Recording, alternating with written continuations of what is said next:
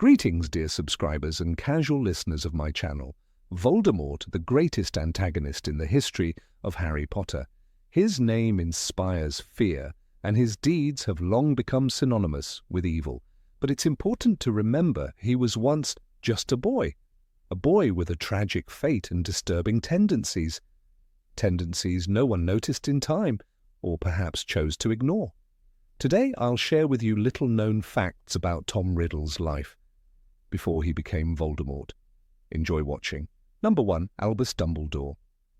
The more we learn about Tom Riddle, the more one question stands out. How did no one at Hogwarts notice his sinister nature? The answer is simple. He was charismatic, intelligent, handsome, and a master manipulator. Most teachers saw him as the ideal student. All except one.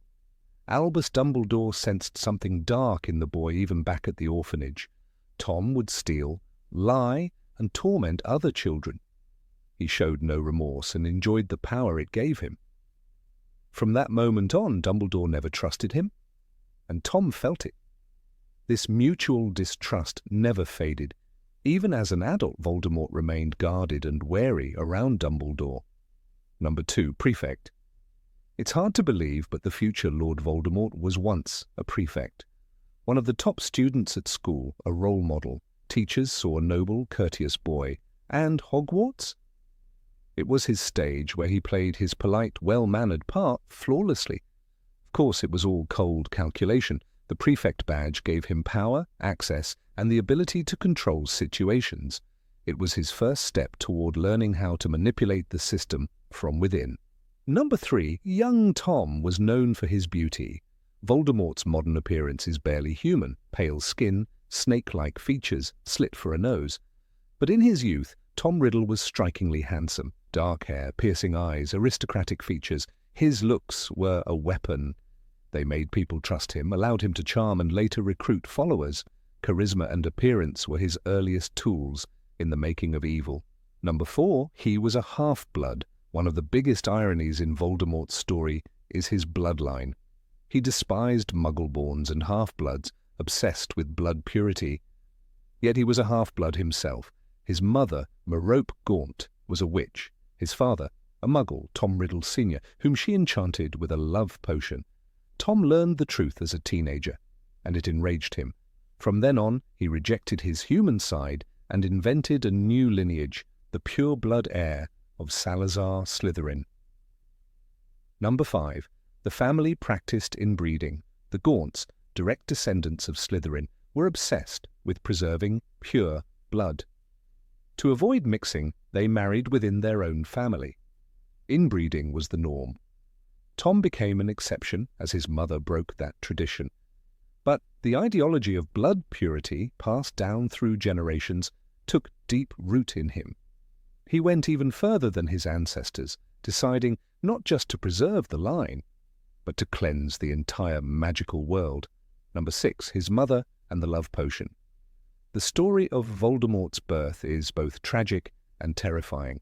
Merope was a broken, frightened woman. She fell in love with a handsome muggle and with no hope for mutual love, turned to a love potion. Tom Riddle Sr. married her under its influence. But when she became pregnant, she stopped using magic, hoping he would stay for love. He didn't. He left, without a word, without regret.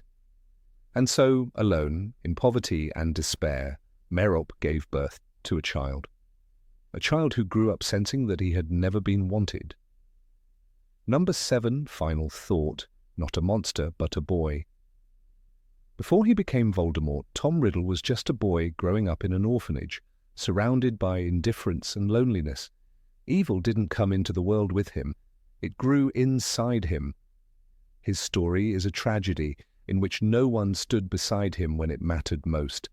And who knows, maybe, if someone had acted differently at just the right moment, the entire history of the wizarding world could have changed. Number 8.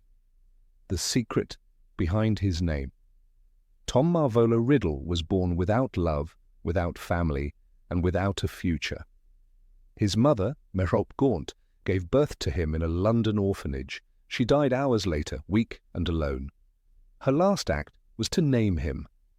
Tom after the man who abandoned her. Malvolo, after her cruel father. She wanted her son to carry a piece of both worlds, one magical, one mundane, but she never imagined he would reject them both with hatred. Tom hated the name. It reminded him of everything he despised: his powerless mother, his muggle father, his twisted family tree. The name became a prison, so he twisted it, rearranged the letters into something new. I am Lord Voldemort. It wasn't just an alias, it was rebirth, a name without love, without weakness, without shame. In the Chamber of Secrets, he told Harry, "You think I was going to use my filthy muggle father's name forever?" The transformation was complete.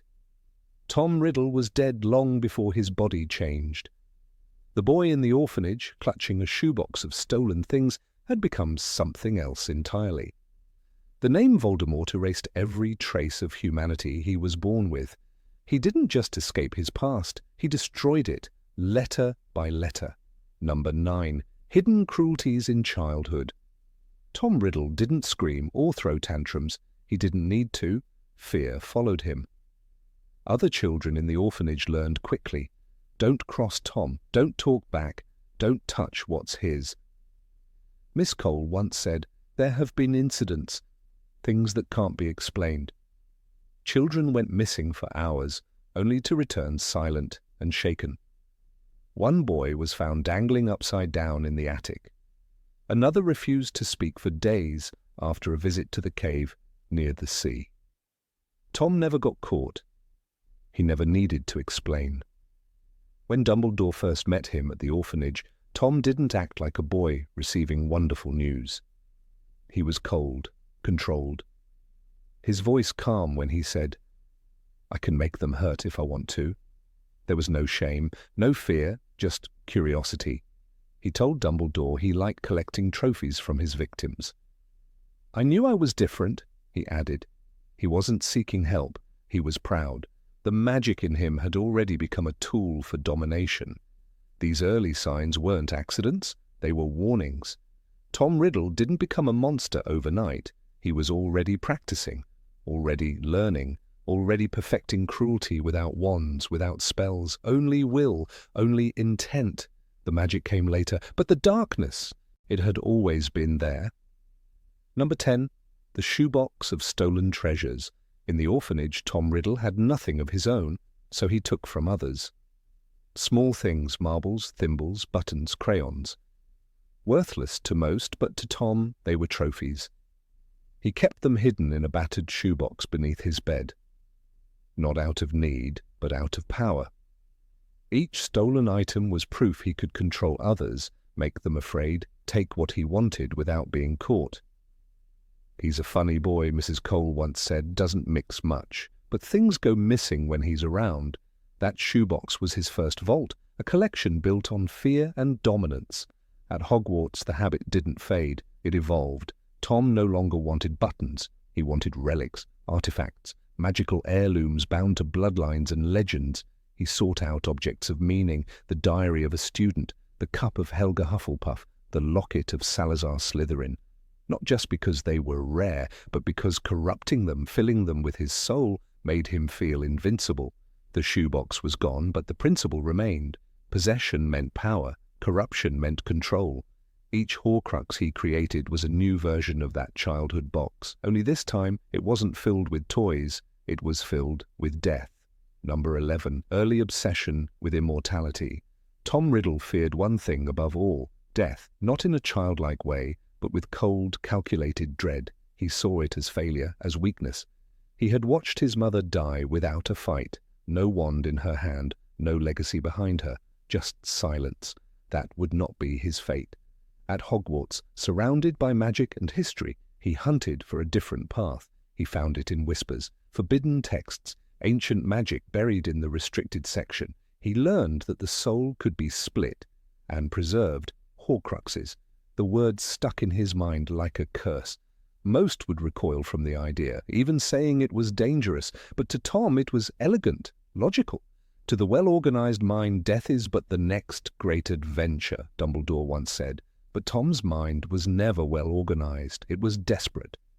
He believed the greatest minds did not accept death. They defeated it. So at 15, he asked Professor Slughorn the question that changed the world. Isn't 7 the most powerfully magical number? He didn't want to live long. He wanted to live forever, and not as a ghost, not in memory. He wanted a body, power, a legacy that could never fade. Creating Horcruxes became his blueprint. Each murder would be a step toward immortality, each object a fortress of his soul, and in his eyes it wasn't madness, it was genius. The world feared death. Tom Riddle simply refused to accept it. Number 12, Slughorn's favourite. Professor Horace Slughorn was proud of his eye for talent.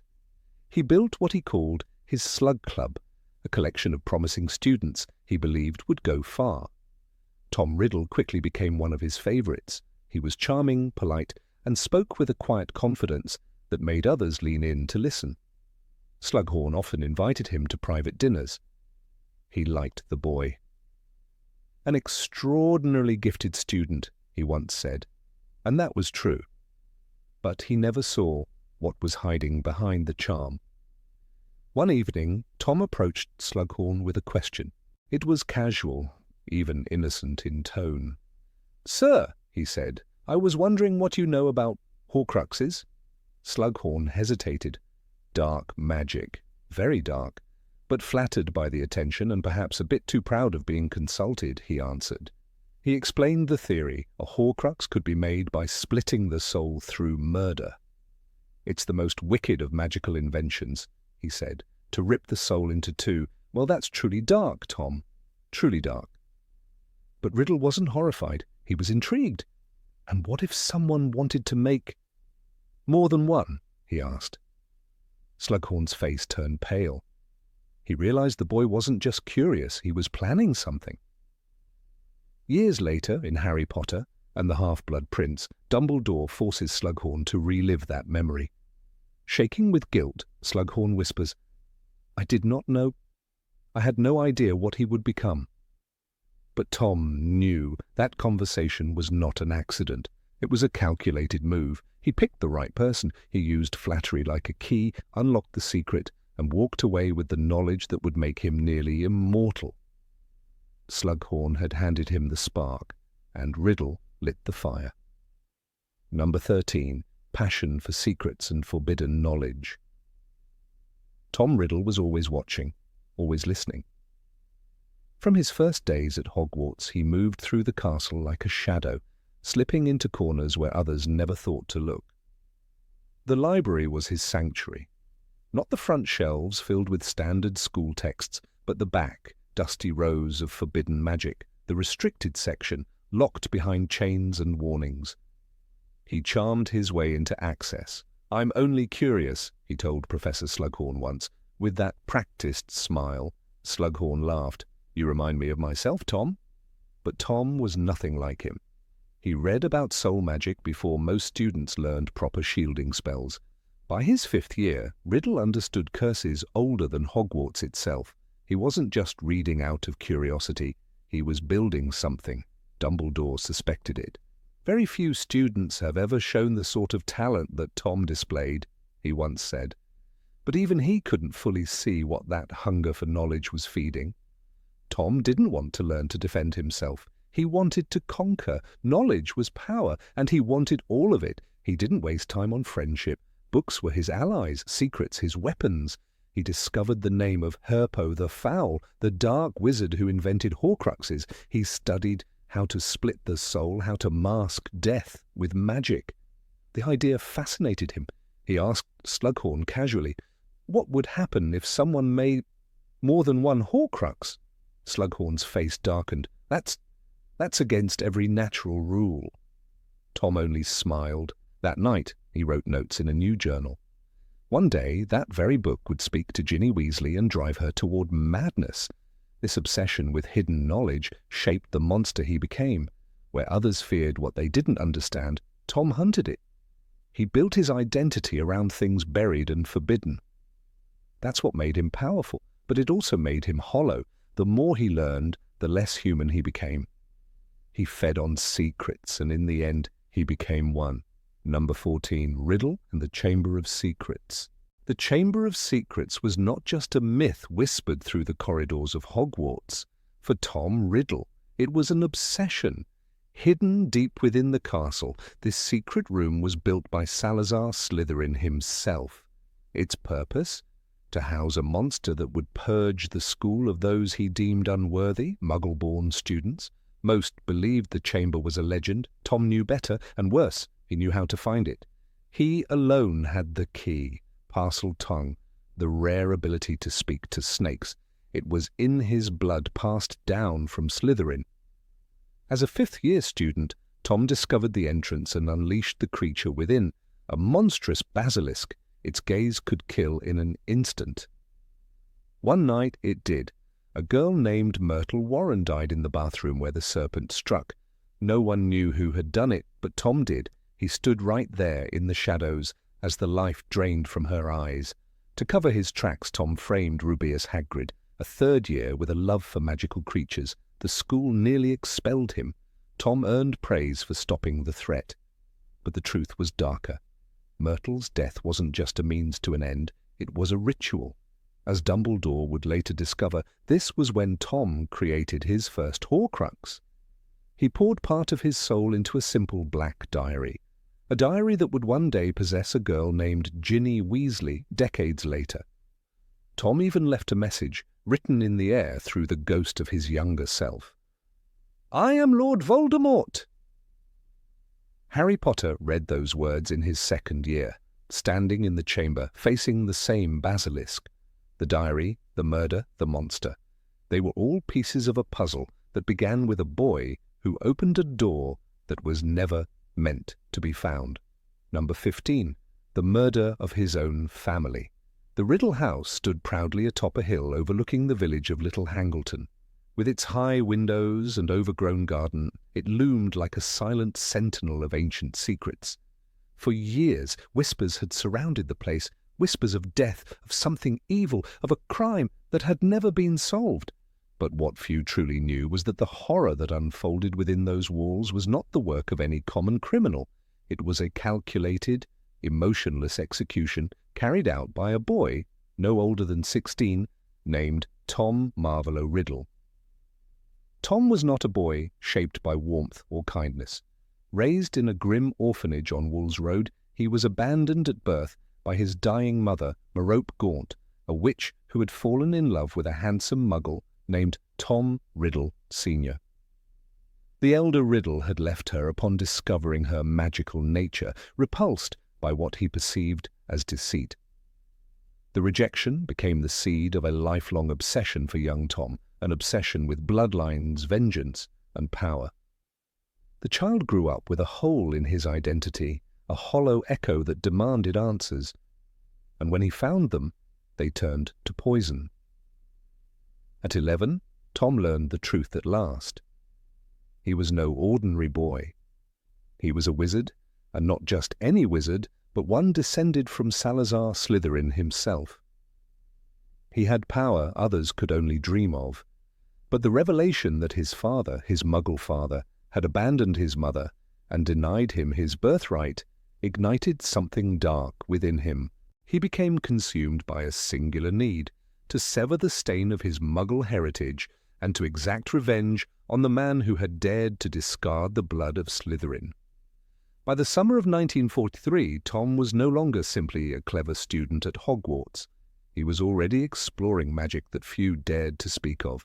He had opened the Chamber of Secrets, he had unleashed the basilisk, and he had already begun his descent into the shadows. But there was one task he had not yet completed, one final gesture that would seal his metamorphosis into something inhuman. He needed to return to Little Hangleton. He needed to find the Riddle family. The Riddles, Tom Sr., his father, Thomas and Mary Riddle, his grandparents, were wealthy, influential, and utterly unaware of the storm about to befall them. Living in their stately manner, they were known for their aloof nature and disdain for the villagers below, but nothing in their world prepared them for the young man who knocked upon their door one summer evening, handsome, with dark hair and cold eyes. He looked like Tom Riddle Sr. himself had in his youth. The resemblance was eerie, but not enough to raise suspicion, until it was too late. What happened inside the Riddle house that evening would become legend.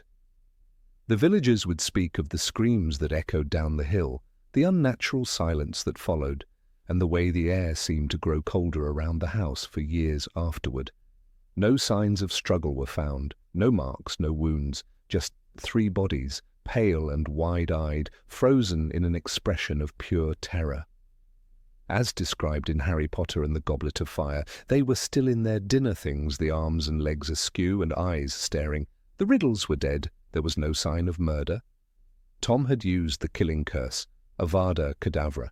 It was magic most adult wizards feared even to speak of, yet he had mastered it already. The green light, the soft thud of lifeless bodies, these were not foreign to him. They were tools. This was not a crime of passion. It was ritual. Each death carried meaning. With the murder of his muggle father, he had symbolically destroyed the part of himself he loathed. With the death of his grandparents, he had severed all ties to that bloodline. He was now free. Free to become Voldemort, and he ensured that no one would ever trace it back to him. The perfect scapegoat was already nearby. Frank Bryce, the elderly gardener who had served the Riddles for decades. He had been seen arguing with them weeks before. He was a war veteran, a recluse, and a convenient suspect. The Ministry of Magic did not investigate. The Muggle police did not understand, and so the man was arrested, interrogated, and released for lack of evidence, his life forever stained by a crime he did not commit. Tom's return to the Riddle house was more than a murder. It was a symbolic rebirth. That night, he took a ring from his uncle Morfin Gaunt, stolen and enchanted with a powerful curse, and turned it into a Horcrux, using the murder of his father to rip his soul. This act of dark magic was not born from necessity but from pride. In Harry Potter and the Half-Blood Prince, Dumbledore tells Harry, "Killing rips the soul apart. The more you kill, the easier it becomes." Tom did not flinch. He had found power in death. The creation of a Horcrux required not only murder but a deliberate, willful violation of the soul. It was the ultimate act of selfishness. For Tom, it was a declaration. He would not die. He would conquer mortality. And to do so, he would splinter his soul again and again, starting with the blood of his own kin. It was no coincidence that his first Horcrux was born from this particular murder. It was personal. It was profound. And it was only the beginning. The villagers of Little Hangleton never forgot what happened. The house remained abandoned for decades, avoided by all. Frank Bryce returned to tend the grounds, though haunted by rumours and memories.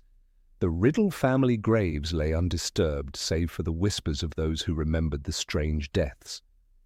In time, the name Riddle became a ghost. And Tom? He became something else entirely. Number 16, the cursed ring. There was something hauntingly symbolic about the moment Tom Marvolo Riddle first laid eyes on the ring of his maternal grandfather. The ring, thick and gold, bore the crest of the Gaunt family, a coiled serpent set in black stone and shimmered with the dark weight of forgotten legacies. It had been buried in the ruins of a collapsing bloodline, guarded not by spells but by madness. Marvolo Gaunt had worn it as a symbol of pride, the last echo of a family obsessed with their descent from Salazar Slytherin. Tom saw in it not pride but power, ancient, cold, waiting. To Tom, the past was not a series of dusty memories but a treasury of weapons. By the time he traced the ring to the decaying shack in Little Hangleton, he had already begun his metamorphosis. Not yet Voldemort, but no longer a schoolboy. He had killed his father. He had erased the name Riddle from the gravestone of history. What remained was the thirst. And this ring, glittering with its cryptic stone, was not just a trophy of bloodline. It was a promise of domination over both heritage and death. The Gaunt ring was more than a piece of jewelry. Tom could feel it. The magic it exuded was not simply ancestral, it was primal. Yet in a rare oversight, Tom never recognized the stone set within the ring. for what it truly was. The Resurrection Stone, one of the fabled Deathly Hallows. This fact would never occur to him. His mind, though brilliant, was sealed from certain legends by his own arrogance. He knew the ring was powerful. He believed that power belonged to him, but he could not imagine that it had once been held by death itself. The Resurrection Stone, as told in the tale of the three brothers, had passed down through generations, always carrying with it the illusion of dominion over the dead. For those who sought resurrection, the stone was a trap, offering only shadows, half-lives, and sorrow. In the hands of the Gaunts, it had become nothing more than a dark ornament, its true nature forgotten. Marvolo Gaunt had worn it, not understanding that it held 1/3 of death's bargain, and when Tom Riddle found it, his vision was blinded not by ignorance, but by obsession. What mattered to Tom was that it was his. The Gaunt blood ran through his veins, the last heir, as he saw it, of Slytherin himself. The ring was a relic of that twisted lineage. In claiming it, he was not merely seizing a magical artifact, he was reclaiming a throne. And so, in one of the darkest acts of sorcery he ever committed, Tom turned the ring into a Horcrux. He used the murder of his father, Thomas Riddle Sr., as the ritual fuel. The soul tore, the ring drank it in, and the process was complete. But curses cling to things, especially things with stories that predate even wizard-kind. The ring had already been marred, twisted by the rage of the Gaunts, soaked in generations of magical decay. And the moment Tom's fragmented soul entered it, something awoke. The Resurrection Stone did not recognize its new occupant. It had once been gifted by death, meant to be used, if at all, with reverence. Now it had been defiled. And though Tom did not know it, the ring carried more than a piece of his soul. It carried a warning. Years later, when Albus Dumbledore found the ring, that warning screamed. "The ring, Harry," he would later say in Harry Potter and the Half-Blood Prince, "contained a curse so powerful that I was lucky to survive it at all." But that was only part of the truth. The ring had become a nexus of impossible magic, a deathly hallow bound to a Horcrux, sacred and profane, and it retaliated with violence. Dumbledore, even with all his caution, could not resist slipping it on, and the moment he did, his hand began to wither, blackened by a curse that could have killed him within days. This moment, Dumbledore's fatal error, reveals the hidden irony of Tom Riddle's life. The power he so desperately sought, the very artifact he had once possessed and corrupted, could have offered him a glimpse beyond his own mortality. The Resurrection Stone, had he known its true purpose, might have shown him the faces of those he killed. But Tom did not want faces. He wanted silence. He did not want ghosts. He wanted obedience. He never asked the dead to speak. He only ordered the living to kneel. There's a strange poetry in that. Tom Riddle, who feared death above all things, held in his hand one of the only objects in existence that could have offered him understanding, if not peace. Instead, he defiled it, and because of that, it defiled him. "He showed me the ring," Dumbledore told Harry. "He didn't know what it was." That ignorance cost him the very wisdom he believed himself destined to wield. When Harry later dropped the Resurrection Stone in the Forbidden Forest, letting it vanish among the leaves, he was also burying Tom Riddle's blind mistake. For Harry, the stone was a burden. It tempted him with the memory of loved ones, Sirius, Remus, his parents. But he understood that the dead do not return. He let go. Tom never could. His desire to possess, to hoard, to collect symbols of greatness, the locket of Slytherin, the cup of Hufflepuff, the diadem of Ravenclaw, it was not merely greed, it was desperation, raw and endless. Number 17, The Rejected Job at Hogwarts. There are stories buried in the walls of Hogwarts that whisper louder than the howling winds across the Black Lake. Some secrets do not sleep, and one of the most curious and cursed surrounds a classroom where no professor lingers for long.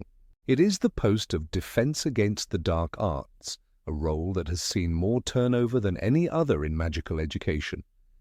Its dark fate, as legend insists, began with a single rejection and a heart turned colder than stone. The boy was Tom Marvolo Riddle. The man became Lord Voldemort.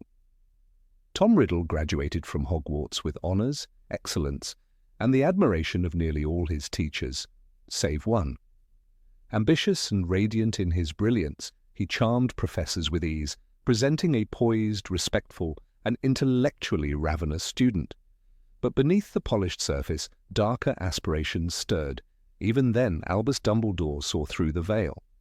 After leaving Hogwarts, Tom Riddle worked at Borgin & Burke's, the infamous nocturne alley shop dealing in dark artifacts.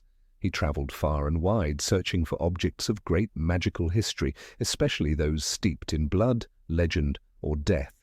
But his heart remained fixed on Hogwarts. He viewed the castle not merely as a school, but as a temple, a stronghold of power that had nurtured his early years and, more importantly, offered him legitimacy. His ambition was to return as a professor, a mentor, a figure of reverence. Years after his graduation, Tom returned to the castle, requesting a private audience with headmaster Armando Dippet. It is widely believed he first sought the post of defence against the dark arts under Dippet, but was told he was too young. Dippet did not refuse him on moral grounds. He merely deferred. A future was still open. But when Tom returned again, years later, it was Dumbledore who sat in the headmaster's chair, and Dumbledore, with the wisdom of one who had watched a serpent hatch, saw the danger that loomed. Dumbledore refused Tom Riddle the post. The decision was immediate and without negotiation. He had already seen signs of the boy's descent into obsession with power, immortality, and domination. Dumbledore knew Riddle had begun experimenting with magic beyond the laws of life and death. He suspected even then that Riddle had created Horcruxes, though he could not yet prove it. Tom Riddle did not react with rage in front of Dumbledore. He accepted the refusal with the same icy grace that had always masked his fury. But something in him cracked. To be denied his symbolic return, to be locked out of the place he considered his rightful dominion, was an insult too great to forgive. The man who would become Voldemort walked out of the school that night, and, according to many, cast a curse on the very position he had been denied. The evidence of that curse is more than myth. Since Riddle's application, no professor has ever remained in the role for more than a single year. Some resigned due to trauma, others vanished mysteriously, and more than one met a fate worse than dismissal. The list is long and storied, and each name marks another chapter in the unravelling of a job touched by Riddle's wrath. Quirinus Quirrell, for example, was a timid academic when he returned from his sabbatical, but his trip to the forests of Albania, the same land where Voldemort once hid in spirit form, left him broken. Possessed by the Dark Lord, Quirrell was reduced to a mere puppet. He died in his attempt to steal the Philosopher's Stone in 1992, his body unable to endure the parasitic presence of Voldemort for long. Gilderoy Lockhart followed. A celebrity rather than a scholar, Lockhart was hired in the hope that his fame might inspire students. But behind the smile and self-written legends was a fraud. During the events surrounding the Chamber of Secrets, his memory charm backfired catastrophically. He lost all memory of his identity and never returned to teaching. Another year, another downfall. Then came Remus Lupin. A skilled and compassionate teacher, Lupin was perhaps the best defense against the dark arts professor Hogwarts had ever had. Students respected him, feared the subject less under his instruction, and truly learned. But his secret, that he was a werewolf, was revealed, and societal pressure forced his resignation after just 1 year. Even a man of integrity could not outlast the curse. The following year, the position was filled by none other than Bartemius Crouch Jr., who disguised himself as Alastor Moody using Polyjuice Potion. His true goal was not education, but sabotage. The Triwizard Tournament was turned into a trap, leading to the rebirth of Lord Voldemort and the murder of Cedric Diggory. When his deception was revealed, the curse had claimed another year's victim. Dolores Umbridge was perhaps the only professor who embraced tyranny as a teaching method, and even she could not hold the post. Her abusive control over Hogwarts during her term as High Inquisitor was short-lived. After being dragged by centaurs into the Forbidden Forest, she was never the same again. Another year, another ruin. The pattern is not coincidence. Each professor, no matter how competent, corrupt, or cursed themselves, faced an end to their tenure within a single academic year. Some historians point to a possible magical working left by Riddle within the very foundations of the school. Others suggest a subtler but equally dangerous idea that Voldemort's hatred, so deep and so pure, turned into a curse of intent rather than spell, a psychic scar upon the institution itself. Riddle's fixation with the Defense Against the Dark Arts position is telling. It was not just ambition, it was symbolic. That post represented resistance to everything he became. To teach students how to fight dark magic meant arming them against him. His denial of the post was more than rejection. It was the castle itself rejecting his dark future. His retaliation, in turn, was a promise. No one would ever hold that post again. Number 18, The Rise of the Death Eaters. Even before he adopted the fearsome name Lord Voldemort, Tom Marvolo Riddle was already building his empire. The seeds of darkness were sown not in some shadowy fortress, but within the ancient stone walls of Hogwarts itself. Long before the dark marks scorched the skies, Tom was carefully gathering a following, not through brute force, but through seduction of ideology, magnetic charisma, and a carefully curated image of brilliance. Riddle's years at Hogwarts were more than a time of academic triumph. They were the crucible in which he began forging the first links of his eventual army. While other students practiced transfiguration and dreamed of becoming auras, Tom was choosing disciples.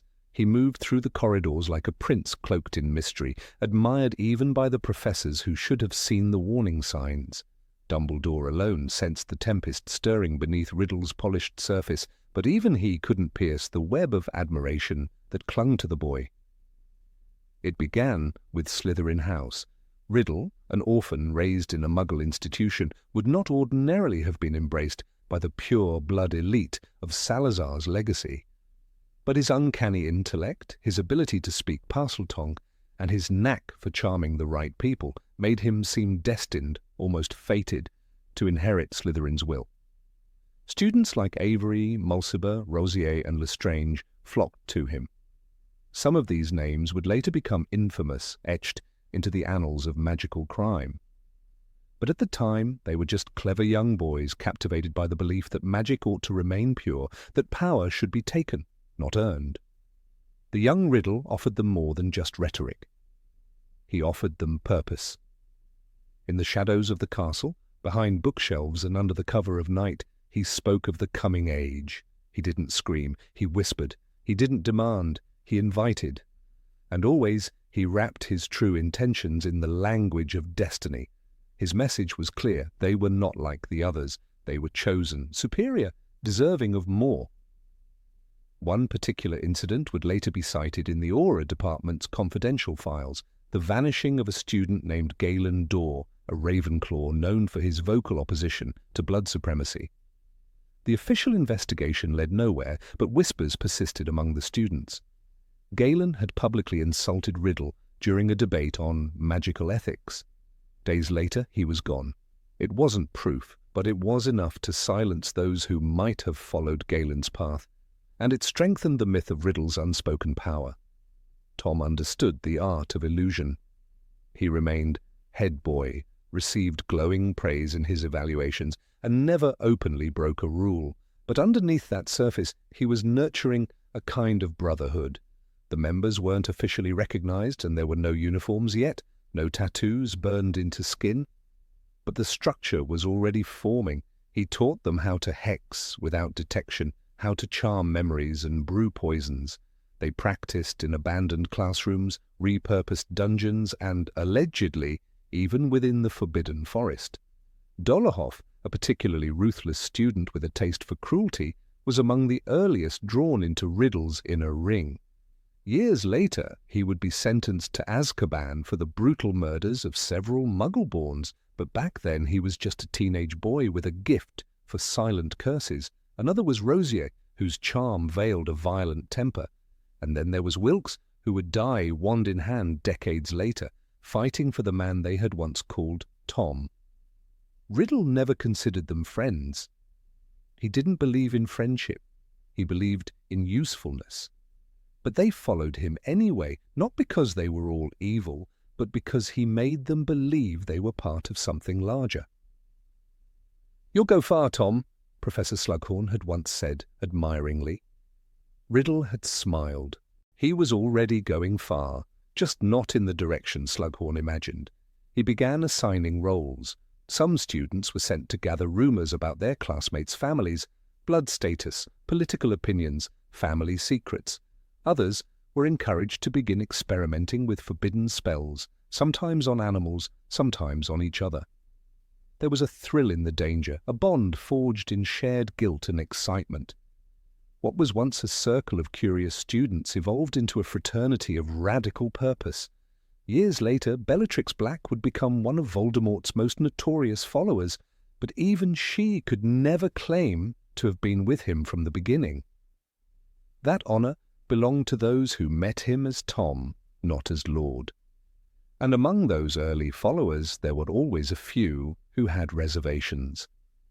A few who watched uneasily as Riddle began speaking more openly of purity and cleansing. But by the time they considered backing away, it was too late. The group had its own gravity, and no one left without consequence. Riddle's manipulation wasn't limited to words. He was already practicing legilimency, a skill so invasive and dark that few dared even speak of it. He used it like a scalpel, cutting through people's masks, laying bare their desires and fears. He didn't just recruit people, he possessed them. "You are not the same as them," he would imply. "You were meant for more, and I can give it to you." What teenager, insecure and ambitious, could resist that promise? By his 7th year, the group was no longer just a curiosity. It was a force. Students who had once mocked Riddle now watched him with caution, even fear. Teachers noticed subtle changes, hexes that left no trace, students who grew silent and tense after crossing paths with Tom. But nothing could be proven. Nothing ever could. He was too clever for that. After leaving Hogwarts, Riddle vanished for a time. He travelled, researched, delved into dark magic more ancient than the Ministry cared to admit existed. And when he returned, he had a new name, a new face, a new symbol. The Death Eaters were born from those early days, but now they had ritual, oath, and branding. The dark mark was not just a sign, it was a contract. It linked them to him, body and soul. But the structure, the loyalty, the ideology, it all began in the castle, in the common room of Slytherin, in the echoing chambers of the Room of Requirement, rumoured to have once been used by Riddle for his secret lessons. He built his army the same way a sculptor shapes stone, slowly, with vision and precision. Even the idea of the Horcruxes was foreshadowed during his school years.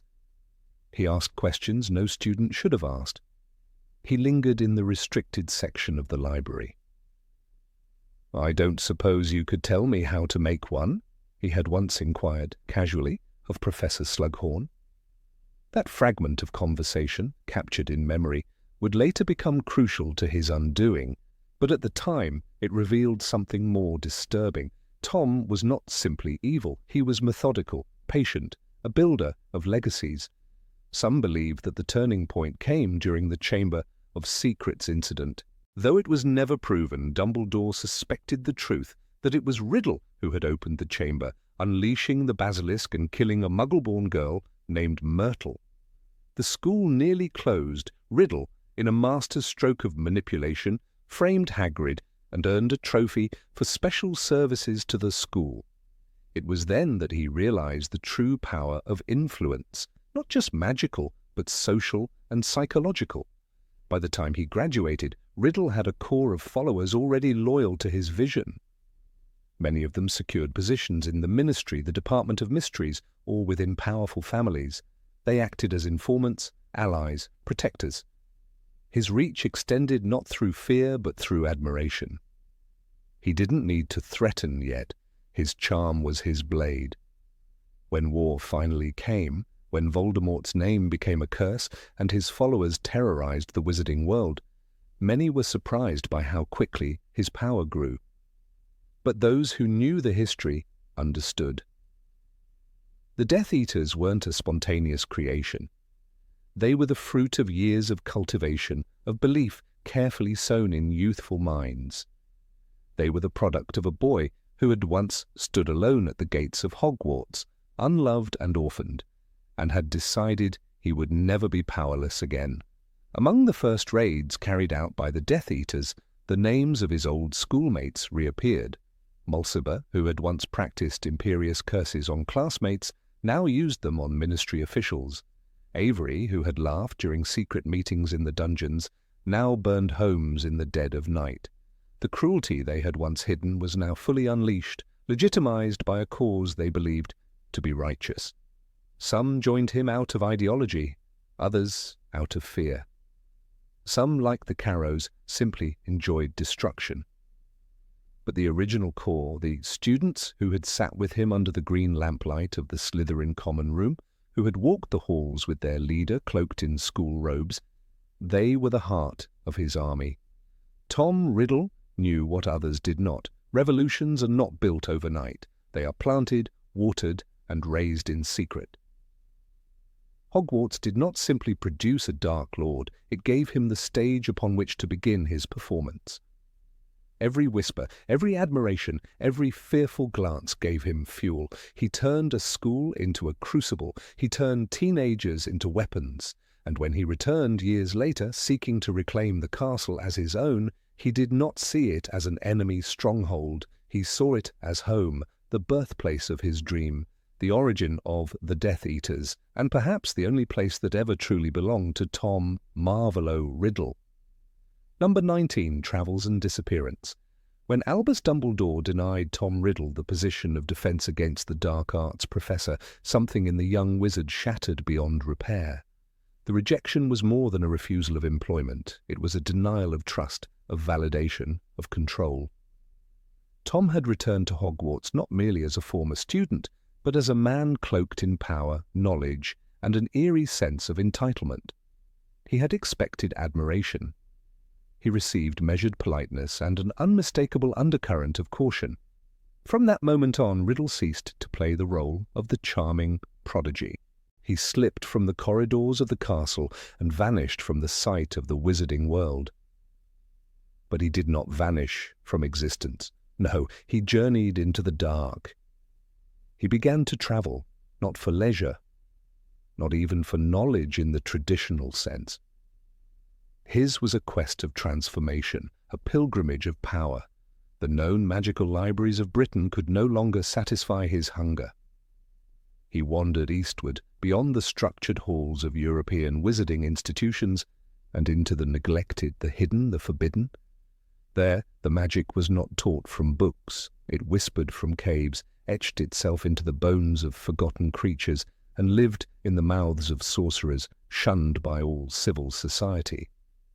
Tom first set his sights on the Balkans, drawn to ancient ruins rumoured to house relics of unrecorded magic. It was in Albania, lonely, overgrown, and wrapped in mist, that he found something he had long sought: silence. Not the absence of sound, but the absence of judgment. Here the trees did not know his name. The caves did not care for his past. The land offered something purer than companionship. It offered secrecy. It was in this hidden place that Tom would return, again and again, over the years, drawn to its isolation as if it were a kind of sanctuary for his dark metamorphosis. Albania held more than solitude. In the northern mountains, far from Muggle eyes, Tom stumbled upon ruins of a forgotten magical stronghold, once home to a sect of wizards devoted to soul alchemy, practitioners who believed the soul could be weaponized, Their practices were banned centuries ago, yet their writings survived, buried beneath layers of earth and time. Tom did not fear the curses guarding these remnants. He studied them, dismantled them, and learned. He spent months decoding scripts written in dead tongues, some in blood, others in ink that shimmered only under moonlight. From these parchments he gleaned ideas about immortality that even the likes of Herpo the Foul had not dared attempt. One relic he found in Albania remains unconfirmed by official records, but those close to the truth speak of an obsidian chalice etched with serpentine glyphs. It was believed to hold the final tear of a basilisk once sealed away by a dark cult. Tom took it, not for display, but for use. He disappeared for 10 years, Dumbledore once told Harry. I believe he travelled far and wide, delving into the darkest arts imaginable. The traces of his existence during that time are faint, but they exist. Harry Potter and the Half-Blood Prince. It was during these years that Tom Riddle ceased to be Tom Riddle, the handsome, calculating youth transformed into something otherworldly. Witnesses are rare, and many are dead, but those who lived to whisper claim to have seen a pale figure in forest edges, speaking Parseltongue to snakes long thought extinct. He no longer used his wand as a tool, but as an extension of his will. His experiments with the dark arts became rituals. His rituals became obsessions. By the time he resurfaced in Britain again, albeit briefly and without announcement, he was no longer a man seeking power. He was a creature who had become power. Somewhere in his travels he had completed most of the dark task he had long contemplated, the creation of Horcruxes. It is widely believed that during this wandering phase he split his soul not once, but multiple times, each act more violent and dehumanizing than the last. The diary which he gave to Lucius Malfoy is one such object, imbued with the memory and malice of the boy he once was. Historians agree that Riddle's stop in Albania in 1955 was a pivotal moment.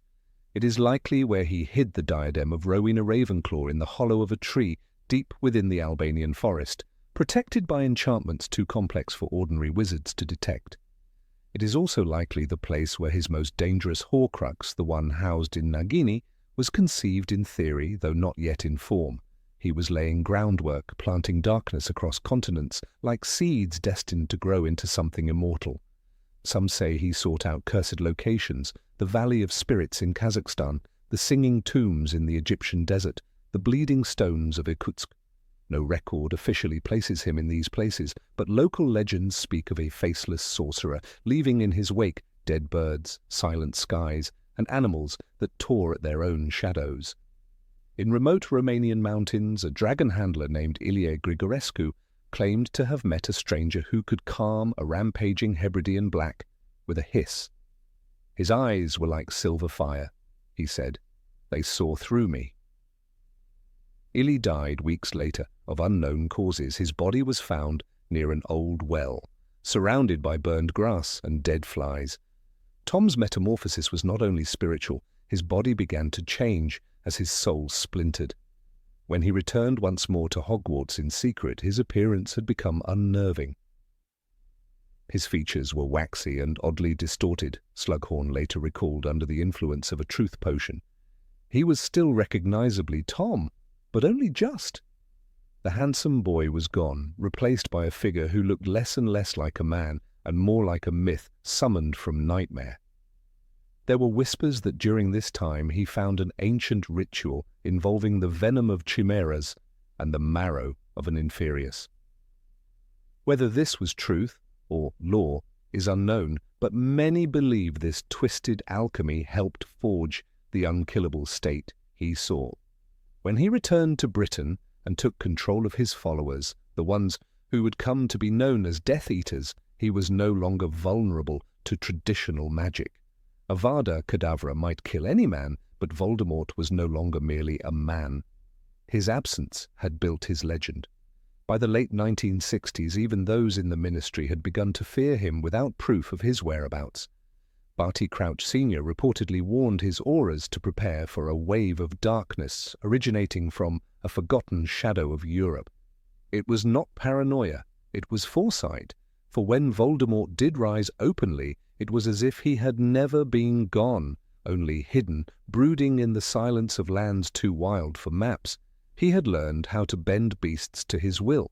His time in the East granted him the knowledge of controlling Dementors through despair-driven compulsion, not loyalty. He uncovered techniques to pierce through protective enchantments, using songs sung in Parcelmouth and sounds that twisted the minds of those who heard them.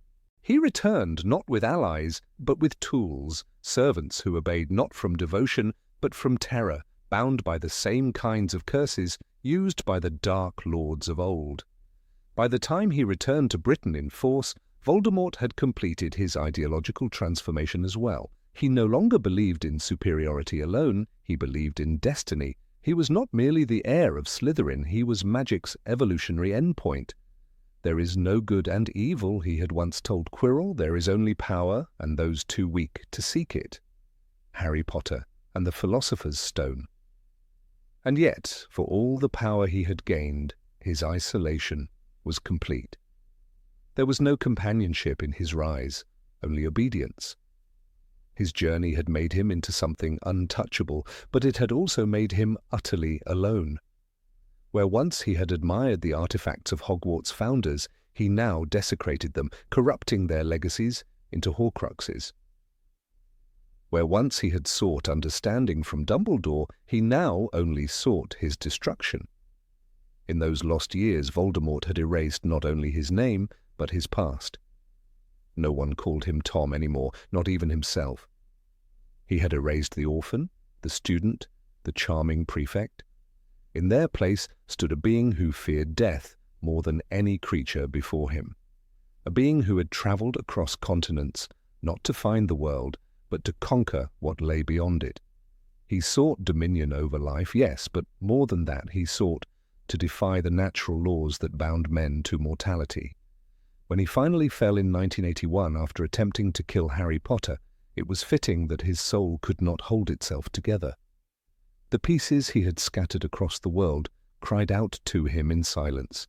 And where did the shadow of Voldemort crawl when his body was gone? Back to Albania, back to the dark forests that had once welcomed him. He fled, Dumbledore told Harry, far and wide, less than the meanest ghost. Those who venture today into the forgotten woods of Albania say the silence still hangs heavy there, as if the very air remembers, as if the trees themselves were scarred by what passed among them. Voldemort's journey was not simply a descent into darkness, it was a conquest of identity, a choice to sever every tie to the world of the living, until even death itself became too weak to claim him. And in that silence, in that unseen journey, Tom Riddle became legend, not through triumph, but through the absolute loss of everything that once made him human. Number 20, dual personality. From the moment Tom Marvolo Riddle stepped through the gates of Hogwarts, he carried with him not just a suitcase of belongings from the orphanage, but a carefully constructed illusion. On the surface, he was immaculate, a boy with sharp features, articulate speech, and a demeanor that could charm even the most skeptical. Professors spoke of him in hushed admiration. Slughorn, the potions master, praised him as a remarkable student. In truth, Tom understood early on that people adored beauty wrapped in grace, and he became a mirror to their expectations. But beneath that polished veneer was a different boy entirely. Cold, calculating, and already dreaming of dominion over death. At Wool's orphanage, Tom learned the value of secrecy. He discovered that control could be exerted quietly with a whisper or a stare. When he told Mrs. Cole that he could make things move without touching them, it was not a boast, but a warning dressed in innocence. The children feared him long before Dumbledore ever appeared. They knew that strange things happened around Tom, things that had no explanation but carried unmistakable malice. A rabbit hung limp. A boy cried in silence after returning from a cave on the coast. The duality had already taken root, outward charm, inward cruelty. Hogwarts was merely a stage upon which he refined this performance. He did not make friends. He made followers. Tom surrounded himself with students who admired his brilliance but never understood the shadows coiling behind his eyes.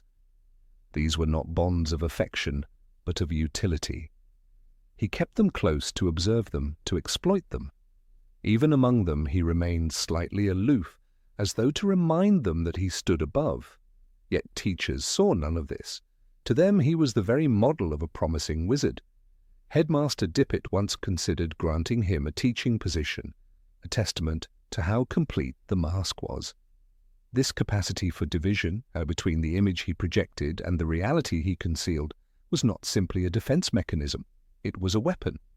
He could be warm and engaging when needed, as he was with Professor Slughorn, whose trust he cultivated to extract the secret of Horcruxes. The very act of asking, what if one were to split the soul more than once, was cloaked in hypothetical curiosity, a harmless philosophical musing. Slughorn, who later altered his memory in shame, would remember only the ghost of that moment, unable to reconcile the charming student with the monstrous implication. Tom's manipulation extended to places few would suspect. Even when he murdered his father and grandparents, he orchestrated it with chilling precision. The crime scene was clean, the Muggle police baffled, the orphaned boy conveniently out of town. Later, he framed his uncle morphing Gaunt, using a stolen wand and a planted memory. Tom did not act out of rage, but with surgical intent. He needed their deaths. He needed to sever all ties with the shame of his Muggle blood, and he needed a murder powerful enough to craft his first Horcrux, the diary that would one day almost kill Ginny Weasley. With each Horcrux, he relinquished a part of his soul, but also a part of Tom Riddle. The boy who once could imitate kindness now began to forget what it felt like. When he returned years later to request the defense against the dark arts position, now already Lord Voldemort in private circles, he was no longer merely masking his intent. His entire presence had changed. Dumbledore described him as barely human. His eyes were red, his face waxen. The mask had fused with the monster. There was no duality to play anymore, only control, only fear. But traces of that original duplicity remained. Even as Lord Voldemort, he manipulated with elegance when brute force was unnecessary. He promised power to Bellatrix Lestrange, whispered superiority to Lucius Malfoy, and seduced young minds like Barty Crouch Jr. with visions of revolution. The charm did not disappear, it simply turned venomous. He no longer needed to pretend to be human. He had become something else. But the ghost of Tom Riddle's smile still lingered when he spoke to those he sought to dominate. Perhaps the most striking testament to his double nature was the diary itself. Not merely a magical object, it was an echo of the boy he once was, intelligent, eloquent, and dangerously persuasive. When Ginny poured her soul into its pages, Tom poured back affection and understanding. He was a shoulder to cry on, a confidant. But as the pages darkened, so did his demands. He fed on her insecurities, turned her loneliness into a weapon. He remained charming even as he consumed her. This fragment of his soul retained the persona long after the original had forgotten it. Albus Dumbledore, one of the few who saw through the mask early on, noted this duality with quiet sadness. In The Half-Blood Prince, he said, "You are forgetting that Tom Riddle was once a boy who was capable of much more than cruelty." Yet even Dumbledore admitted that Tom chose the path of division willingly. The tragedy was not in what was done to him, but in what he became through deliberate decisions. He isolated himself, he rejected love, and he replaced every soft impulse with fire and steel. The Chamber of Secrets incident reveals another layer of this duplicity. While everyone else searched for answers, Tom Riddle's preserved memory pointed the finger at Hagrid, a half-giant, knowing that the boy's appearance and social standing would make the lie easy to believe. In his own words, he said, "I had to show them that it couldn't possibly be me." He was not just hiding, he was redirecting suspicion with theatrical flair.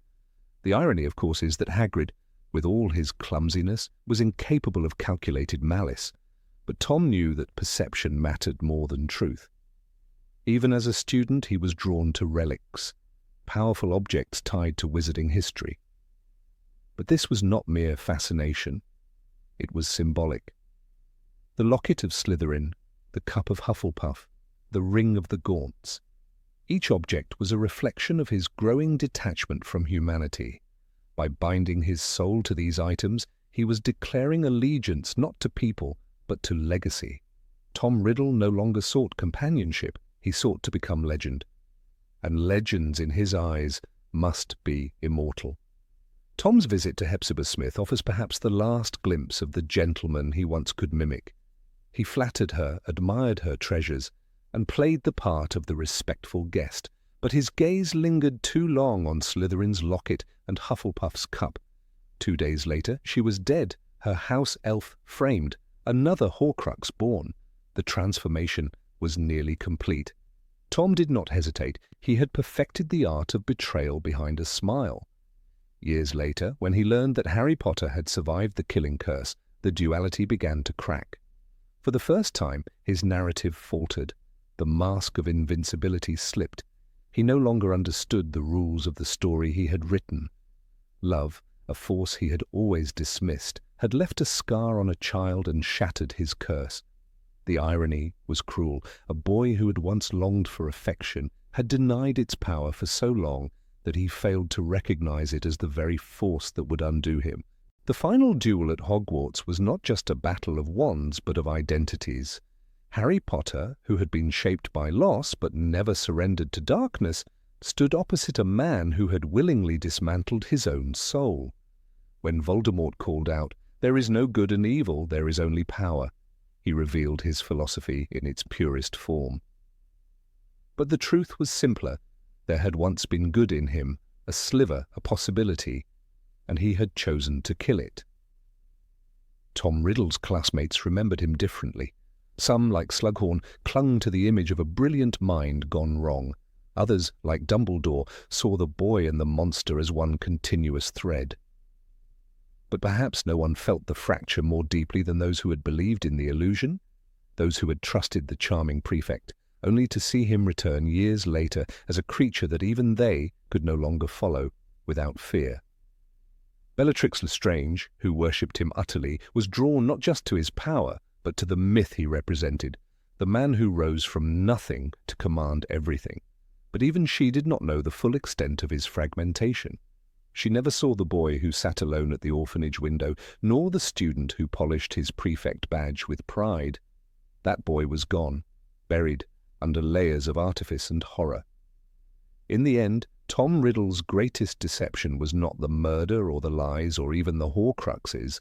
It was the illusion that he could separate his humanity from his ambition and lose nothing in the process. He believed he could dissect his soul like a potion ingredient, isolate the pieces he found useful, and discard the rest. But the soul, unlike the body, does not forgive such mutilation. When he died, truly died, he was not mourned. No monument bore his name, no followers lifted his memory. The body that fell in the great hall was not recognizable as the boy who once walked its corridors, curious and clever. It was a husk, hollowed by choices.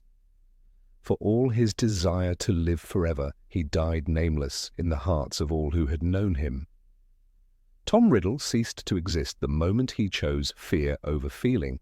His story remains a warning that brilliance without empathy becomes tyranny, that charm without conscience becomes manipulation, and that a mask worn too long becomes the face itself. Tom Riddle did not become Lord Voldemort overnight. He became him one small betrayal at a time, until the boy was no longer pretending. He simply no longer remembered how to be anything else. Number 21. Hatred for Muggles. Tom Marvolo. Riddle learned early that there was something different about him. Not just the flicker of inexplicable power that stirred in his fingers when he grew angry, but something colder, deeper, an invisible wall between himself and the world around him. Wool's Orphanage, grim and grey in the heart of London, offered no comfort, no warmth, and certainly no understanding. Among the creaking hallways and damp dormitories, Tom's peculiar abilities marked him as strange. But it wasn't fear from the other children that bothered him most. It was their stupidity, their laughter at simple things, their cruelty without purpose, their complete blindness to what he was. That is where the seed of hatred was planted. Tom's disdain for muggles wasn't taught. It wasn't a learned prejudice from some influential pure-blood family or a lesson whispered behind velvet curtains in some manor house. It came, instead, like a whisper in his own soul, self-born and fiercely burning. Watching the other orphans scramble for affection, fight for food, cry over broken toys, it made him feel not pity, but contempt. He was not one of them. He was beyond them. There will be no foolish wand-waving or silly incantations in this class, Snape would later say, but even that kind of mockery couldn't capture the raw power that Tom held within, long before he ever held a wand. And when Albus Dumbledore first appeared at the orphanage, Tom didn't react with the awe most children might show upon discovering their magical heritage. He reacted with suspicion. And when told that he was a wizard, his response wasn't surprise, it was confirmation. "I always knew I was different," he said simply. For him, this was not a revelation. It was a justification. He was special. The others were not. That moment crystallized a belief that had been slowly forming. Magic was proof of superiority, and those without it, muggles, were inherently inferior. Tom's father was a muggle, and that fact was perhaps the deepest insult fate could offer him. Not only had his father abandoned his mother, but he had also done so because of who she was, a witch.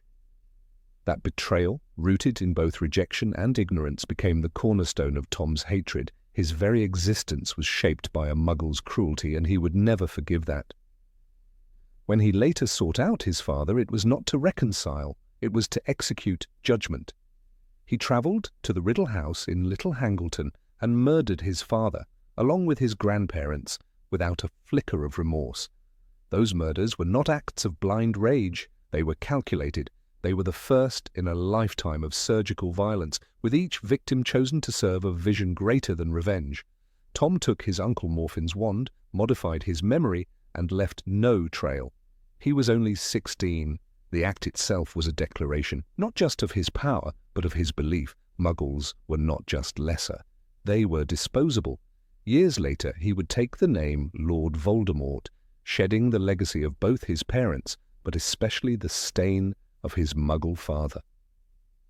"I have seen your heart, and it is mine," he would later say to Harry. But long before he uttered such chilling words, his heart had already been claimed by a vision of a world purged of weakness, cleansed of Muggle influence. Hogwarts became his crucible. There, surrounded by purebloods and half-bloods alike, he refined his beliefs. Not all wizards deserved power, only the strong, only the pure, only those who shared his loathing of the outside world. The Chamber of Secrets was more than a legend to Tom, it was a prophecy waiting to be fulfilled.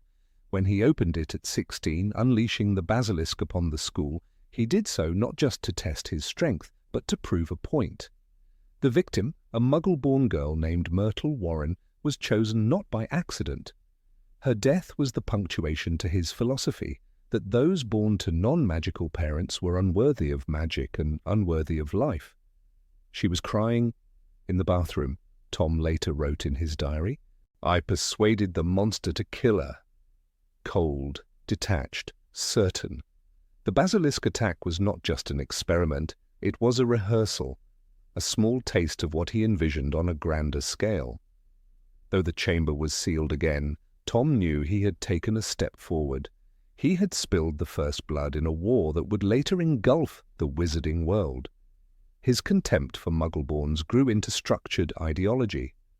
When he returned as Lord Voldemort, he gathered followers who echoed his belief, the Death Eaters.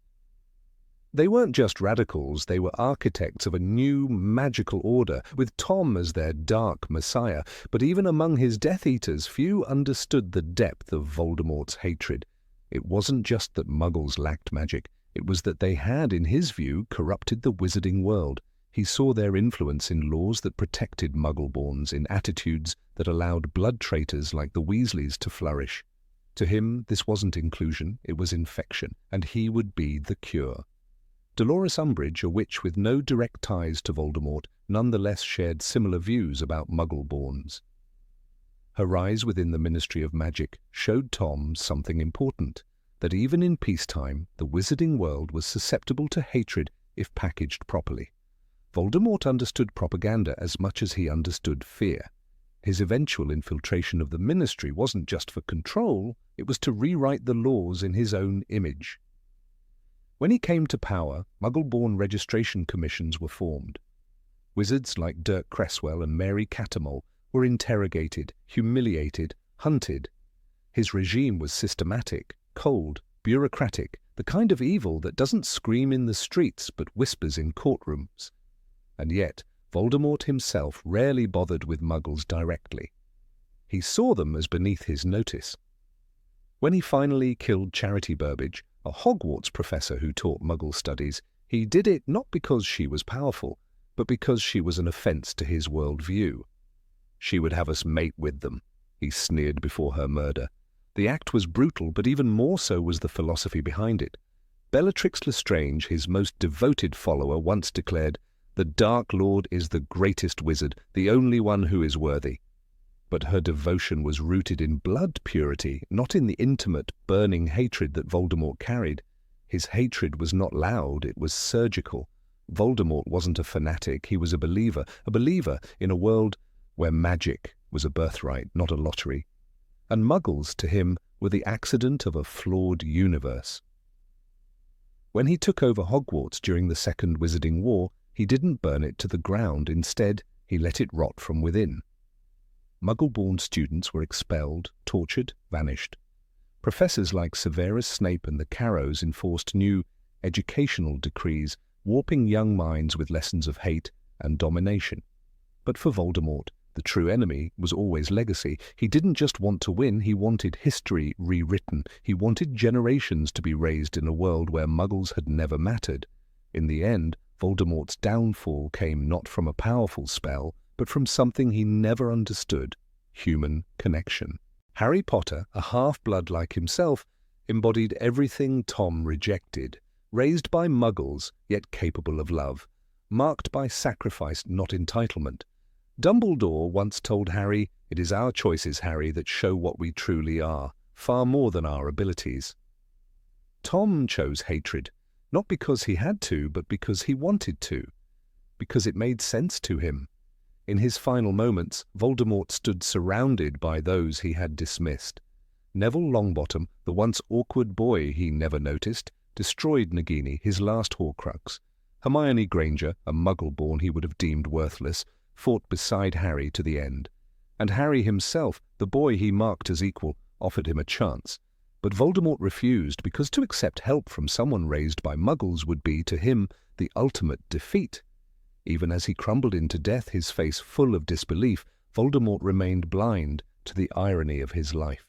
His hatred for Muggles had defined him, shaped every action, every murder, every lie, and yet it was the very humanity in others, compassion, sacrifice, loyalty that destroyed him. Tom Riddle's legacy wasn't in the spells he created or the Horcruxes he forged. It was in the scar he left on the world. A reminder that hatred, even when born from pain, consumes everything. He wanted to purify the magical world, but all he left was blood and ash. Not because he was evil, but because he believed too much in his own superiority. And perhaps that is the truest tragedy of Lord Voldemort. That behind the serpent's face, the piercing eyes, the cruel smile, there once was a boy. A boy who looked at the world of Muggles and saw no love, no warmth, no place for himself. And instead of rising above it, he chose to destroy it. Number 22, manipulation and intimidation. He was not like the others at Wool's orphanage, though he blended in when it suited him. Tom Riddle learned early that to survive among the unwanted and unloved, one had to control more than just their surroundings. One had to control people. Even before magic had a name in his world, Tom had already begun practicing a dark kind of power: manipulation. The children in the orphanage feared him, though they often couldn't say why. Something about the way he looked at them, the way his presence lingered in silence, stirred dread. He didn't raise his voice. He didn't need to. A simple look could silence, a quiet word could command, and a subtle threat, veiled as kindness, could enslave. Tom discovered early that power didn't always require force. It required suggestion, coercion, fear wrapped in charm. When Mrs. Cole, the matron of the orphanage, described him to Albus Dumbledore, her words were stiff with unease. "He scares the other children," she confessed. Not because he threw tantrums or broke the rules, but because he knew things, secrets about people, things no boy his age should have known. And then there were the incidents, children who returned from the cave on the coast, silent and changed. Their fear had no words, only trembling hands and sleepless nights. Tom had taken them there, smiling. He had brought them back, smirking. He made them believe it was their fault, that he had merely shown them something terrible within themselves. He didn't threaten, he simply smiled. And in that smile was the chill of a blade wrapped in velvet. His manipulation wasn't overt. It was elegant, subtle. "I can make them hurt if I want to," he told Dumbledore when confronted, his eyes unblinking. But it wasn't a confession, it was an invitation. Tom wanted Dumbledore to know he enjoyed the game more when someone else recognized his intelligence. At Hogwarts, his talent evolved. He no longer needed to frighten children into submission. Now he could charm them. In the halls of magic, Tom Riddle became a golden boy, handsome, brilliant, humble. Teachers adored him. Professors like Slughorn sang his praises. "A model student," Slughorn called him, always so polite, so charming. But behind those polished manners was the same boy from the orphanage, now cloaked in robes and ambition. The other students followed him, often without understanding why. He didn't demand loyalty, he inspired it. His fellow Slytherins, Avery, Rosier, Lestrange, gravitated toward him, entranced. He never shouted to be heard. Instead, he allowed silence to speak for him. In the common room, he would sit with unreadable calm, and when someone dared challenge him, he would not argue. He would raise an eyebrow, perhaps smirk, and then murmur something so precise, so deeply personal, that the other fell silent. His power was never just in what he said, it was in what he implied. He understood the currency of secrets. He mined them, traded them, used them. Everyone had something they feared, and Tom knew how to use that fear like a wand. He asked the right questions, he praised the right achievements, he made people feel seen, and then used that visibility to control them. Myrtle Warren, awkward and unnoticed, remembered him. He was quiet, but he looked at me like he knew something. He did. He knew how to make people feel special before discarding them. His friendship was a hook, his gaze a net. Once you were inside, you never saw the strings until they pulled tight. The turning point came when he discovered the truth about his heritage. Learning that he was the last descendant of Salazar Slytherin was not just a revelation, it was fuel. Now his manipulations had purpose, destiny. And he began shaping a following, still in secret, but with intent. He called them friends. In truth, they were tools. One by one, he bound them to him with whispered promises and unspoken threats. Abraxas Malfoy was one, Mulciber another. They were drawn to his confidence, but it was more than that. They were drawn to his darkness. He had a gift for seeing the rot in others and convincing them it was virtue. He told them their superiority was their birthright, that magic should not be diluted, that they were chosen. These weren't slogans, they were beliefs that Tom planted like seeds. He never demanded obedience. He made others want to serve him. He built a cult around the idea of magical purity without ever revealing that he, the supposed heir of Slytherin, was half-blood. That too was manipulation. When the Chamber of Secrets was opened, no one suspected him. He had covered his tracks so well that not even Dumbledore could prove it. The evidence had vanished. Myrtle dead, Hagrid blamed, Aragog hidden. Tom had turned suspicion into a weapon and used it to eliminate a rival. He convinced the school's headmaster, Armando Dippet, that he cared deeply for Hogwarts. "You can't close the school," he said, with genuine concern in his voice. "Think of the Muggle-borns who will be denied their chance." Lies wrapped in empathy. A mask. Tom understood masks better than most.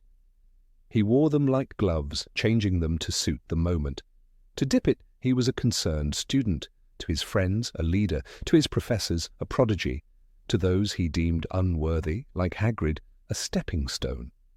He didn't just manipulate individuals, he manipulated perception. Even when Dumbledore watched him with suspicion, Tom didn't falter. He was too good, too careful. "Sometimes," Dumbledore would later say, "we sought too soon." But even the wisest wizard had underestimated just how deeply Tom's manipulations ran. His mastery of fear wasn't always visible. It often took the form of silence. When a student inquired about the rumors of his bloodline, he didn't lash out. He simply stared at them for a long moment, letting the silence stretch until it cracked. The student never asked again. That was Tom's true power, not violence, but the promise of violence, not control through brute strength, but through psychological dominance. Even in his youth, he understood that power gained through fear lasts longer than power gained through love. Love can falter, love forgives, but fear imprints. Years later, his followers would call him the Dark Lord, but the truth is they had feared him long before he claimed the title. Fear, once implanted, becomes self-sustaining. His presence alone was often enough to silence dissent. When he returned to Hogwarts years later to ask for the defense against the Dark Arts post, Dumbledore refused. "You are not the boy you once were," Dumbledore said. And yet, even then, Tom smiled. He stood in the office, no longer a boy, but not yet Voldemort, and he still tried to charm. He still tried to manipulate. "I merely wish to serve," he claimed. But there was no longer any mask. Dumbledore saw through it. Yet Tom had already influenced the world beyond the school's walls. He had already planted seeds in the ministry, in the families of power, in the children who had once been his peers. His manipulation extended even to objects. The diary he crafted, meant to open the chamber once again, was not just a Horcrux. It was a weaponized lie, a trap for the innocent. He poured a piece of his soul into it and gave it the power to seduce. Ginny Weasley didn't fall to brute force. She was drawn in by the diary's empathy, its companionship. "He made me feel special," she would later whisper. That was Tom's gift. Even in fragmentary form, his manipulative power endured. Slughorn too was manipulated, not once, but twice. As a boy, Tom had asked him about Horcruxes, cloaking his dark curiosity in academic interest. Slughorn knew something was wrong. "It was very dark stuff," he told Harry, trembling. But he couldn't prove anything. He had been outmaneuvered. Tom had asked so innocently, so cleverly. And years later, even as a ghost of memory, Slughorn tried to bury the truth out of shame. Tom never needed brute strength. He didn't overpower. He unraveled. He made people believe they were making their own choices when in fact they were executing his will. Even those who tried to resist often found themselves compromised. Lucius Malfoy, who once claimed loyalty for political advantage, ended up enslaved by fear. Bellatrix Lestrange, who claimed devotion, was simply another broken soul warped by his presence. They weren't allies. They were victims of a master manipulator. The terrifying part was that Tom Riddle didn't see it as manipulation. To him, it was natural. The world was meant to be shaped by the strong, and he, above all, believed himself the strongest. The rules of morality didn't apply to him, not because he broke them, but because he never acknowledged them. His charm, his intelligence, his composure, they were all tools to mold the world into his image, and those who followed him didn't even realize they had already been changed. In the end, Tom Riddle didn't need to shout to become Lord Voldemort. He didn't need thunder or spectacle. He became a monster in whispers, in favors traded and fears planted. in the quiet tremble of those who knew his gaze too well. He was a master not only of magic but of people, and that more than his spells or curses made him truly dangerous. Number 23, Early Signs of Parceltongue. There is a moment in every dark legend when the first shadow falls. For Tom Marvell Riddle, the first murmur of darkness came not through a spell or curse, but in the unmistakable hiss of a serpent's voice. Long before he became Lord Voldemort, the name that would be feared across magical Britain, Tom discovered something that made him feel powerful in a world that had denied him everything else: the ability to speak Parceltongue, the rare language of snakes. This was no learned trick, no borrowed magic. It flowed from him as naturally as thought. It was ancient, primal, and utterly his. The first recorded instance of Tom's ability came during his years at Wool's Orphanage, a grim stone building in London that had seen better days and happier children. The matron, Mrs. Cole, once noted something strange in her conversation with Albus Dumbledore. "He frightens the other children," she admitted. What she didn't fully grasp was that Tom wasn't merely frightening because he was clever or cold. One summer afternoon, when a boy named Billy Stubbs boasted about finding a dead snake in the garden and poking it with a stick, Tom later brought Billy to tears by leading him back to that same garden. There the snake was no longer dead. Its body slithered with new life, its eyes fixed on Billy, and though no one else heard the words, Tom was speaking to it. The other children, of course, didn't understand what happened. Billy claimed the snake moved just for Tom, but the older girls called it a lie until they found Billy the next morning, refusing to speak and hiding from Tom's gaze. The truth was more chilling than any child's tale. Tom had discovered, without knowing the name for it, a gift that hadn't been seen openly since the time of Salazar Slytherin. In speaking to snakes, Tom wasn't merely showing off. He was fulfilling a legacy older than Hogwarts itself. The gift of Parceltongue had long been associated with Slytherin's bloodline, a rare talent passed down from the founder of the eponymous house. Salazar Slytherin, it is said, had valued cunning, ambition, and purity of blood, and had left behind more than just philosophies. He left behind secrets buried in stone and magic that responded only to his true heirs. For Tom, discovering he could speak to snakes wasn't terrifying, it was exhilarating. It confirmed what he had long suspected. He was different, not merely orphaned or unwanted. He was chosen. In the dark, creaking halls of Wool's Orphanage, Tom began to test the limits of this ability. He would sneak away into the abandoned cellar where rats sometimes skittered across the floor. But one evening, he encountered something else. A grass snake that had slithered in from the overgrown courtyard. He didn't scream or call for help. Instead, he stared into its unblinking eyes and spoke. The snake tilted its head and answered. Not in human words, of course, but in intent and sound. Tom felt something ignite deep inside him, a quiet hum that resonated with the ancient rhythm of something powerful. He began to view snakes not as creatures, but as allies, ancient, misunderstood beings cast aside by fearful minds, just like him. They never judged, they never mocked, they obeyed. This kinship, this sense of control, fed something in him that had been starving. Power. Tom had grown up powerless, no parents, no riches, no legacy. But with Parceltongue, he had found a key to something larger. It wasn't just a gift, it was proof that he was meant for greatness.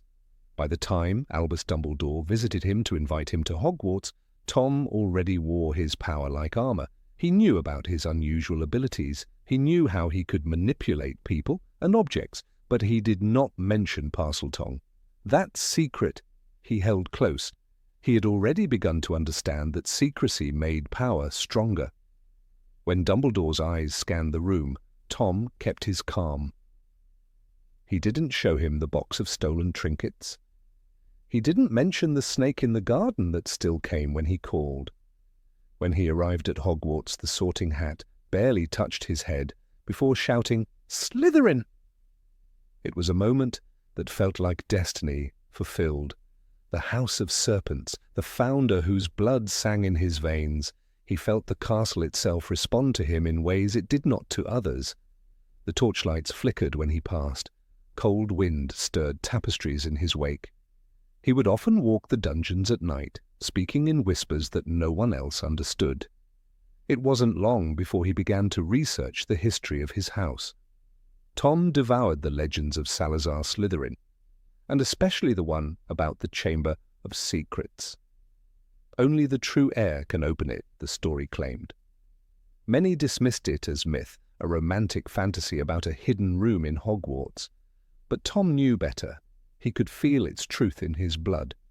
During his 5th year, he found it, hidden behind the sinks in a forgotten girl's bathroom, accessible only by uttering a command in Parcelmouth.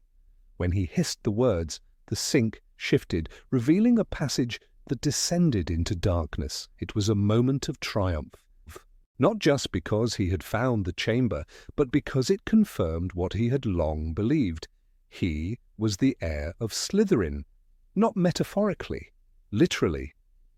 The creature that waited inside, the basilisk, was bound to him the moment he spoke. A serpent born of magic, bred for destruction, and listening only to Parcelmouth. With it, he would begin the first real test of his power. "I can speak to snakes," he once told Professor Dippet, though not in those exact words. "I can make them do things."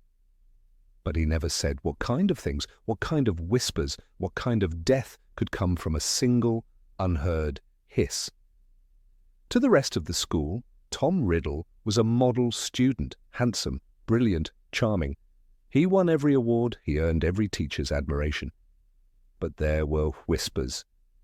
A Ravenclaw girl, Charlotte Cross, once told her dormmate that she had heard Tom in the library, not speaking, but hissing like some kind of beast.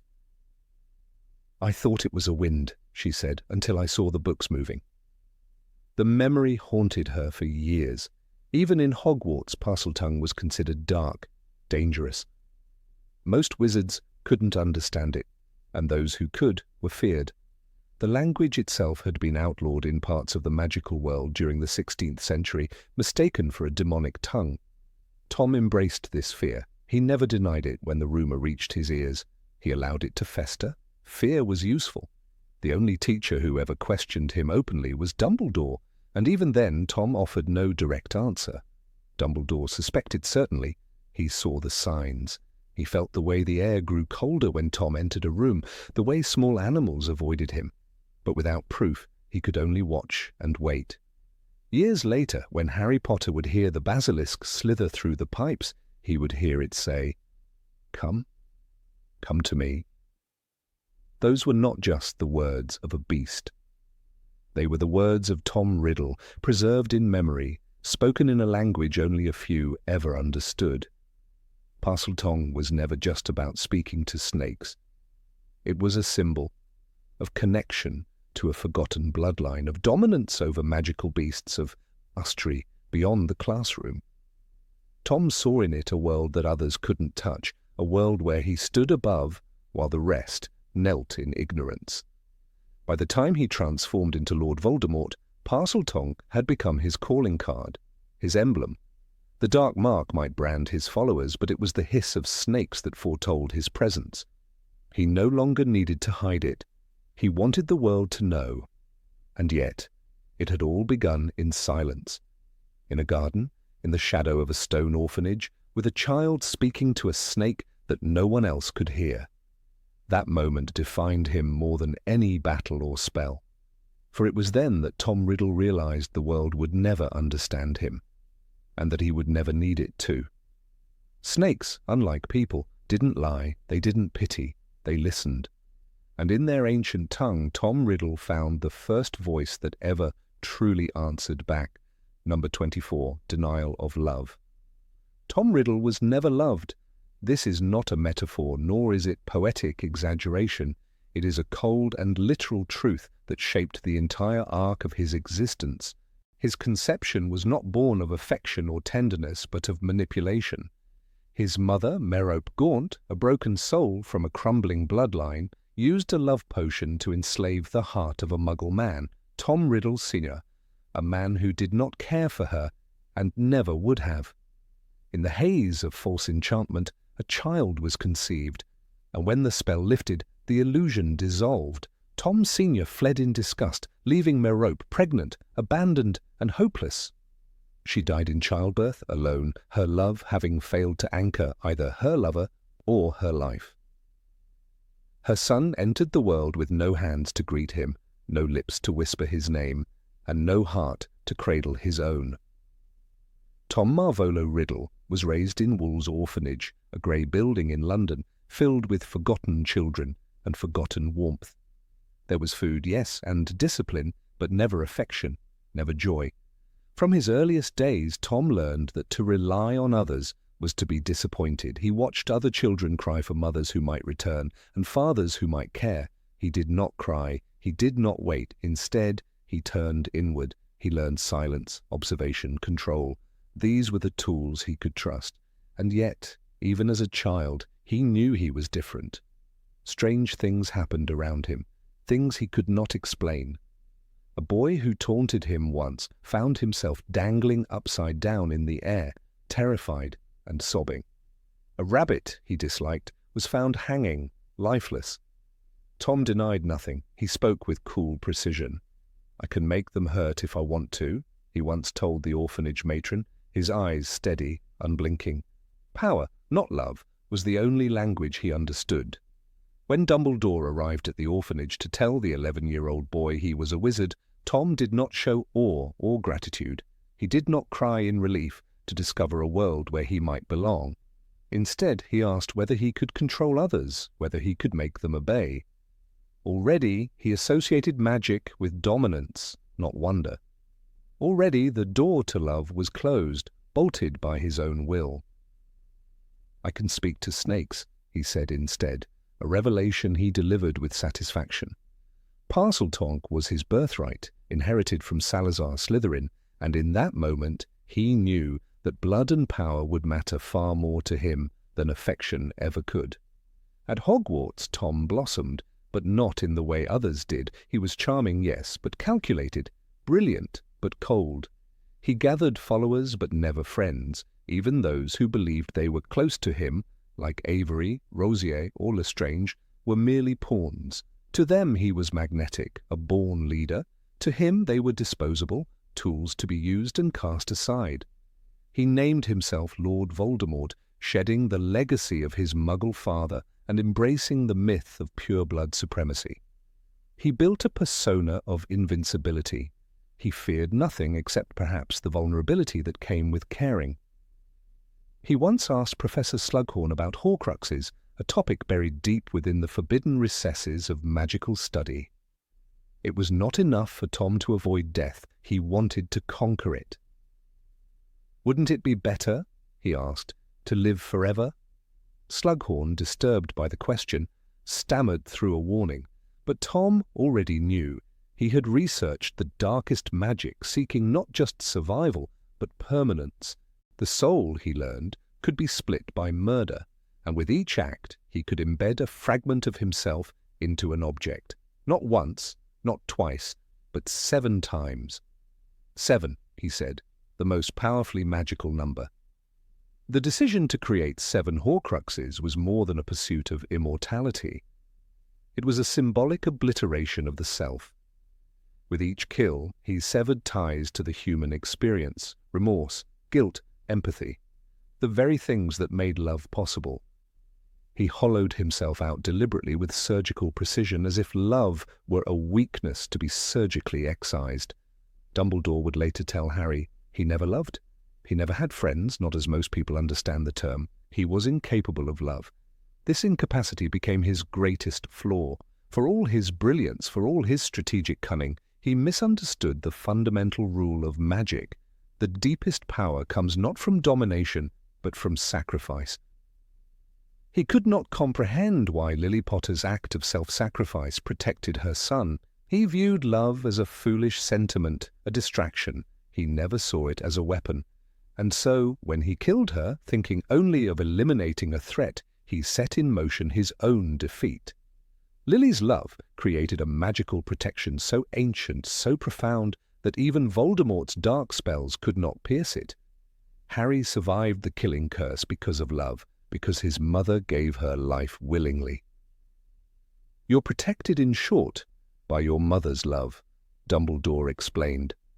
Voldemort was enraged by this revelation, not merely because he had failed, but because he could not grasp why. He could not accept that something so intangible, so soft, had bested him. This blindness carried over into every one of Voldemort's decisions. When he heard of the prophecy foretelling his downfall, he chose to attack the child born at the end of July. He never paused to consider another path. He sought to eliminate the threat through fear, through death. By targeting Harry, he marked him as his equal, and in doing so, transferred a part of himself into the boy. He created his own undoing. "He heard the prophecy and leapt to act," Dumbledore later said. "He did not stop to consider the implications." Even as the years passed and Voldemort regained his strength, his misunderstanding of love remained his Achilles' heel. He could not control Harry the way he controlled others. He could not tempt him with power or fear. He underestimated the bonds Harry had formed with Ron, Hermione, Sirius, Dumbledore, and even Dobby. These connections, born of trust and affection, were a magic Voldemort could not touch.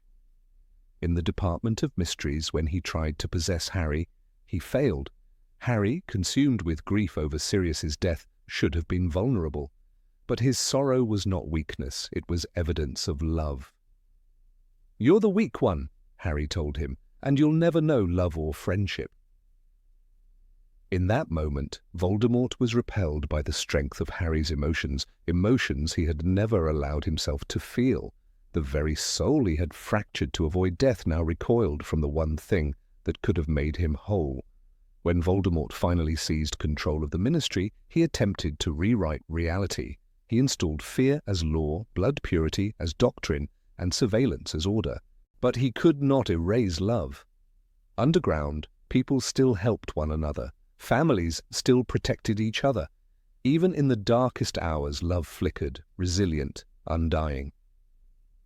In Malfoy Manor, Narcissa lied to Voldemort to protect her son. "Is Draco alive?" she asked Harry. When he nodded, she declared him dead to Voldemort. This moment, born of maternal love, was another crack in his empire. In the final battle, Voldemort offered Harry's allies a choice: submit or die. He believed fear would break them. Instead, they rose. Molly Weasley, a mother whose love had sustained a family through war, killed Bellatrix Lestrange to protect her daughter.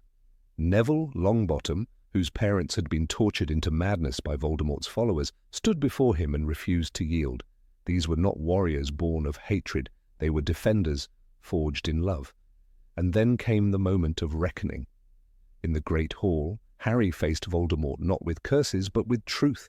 He told him that the Elder Wand, the wand Voldemort had killed for, did not serve him. "Its loyalty lies with me," Harry said, "because I was willing to die to save them."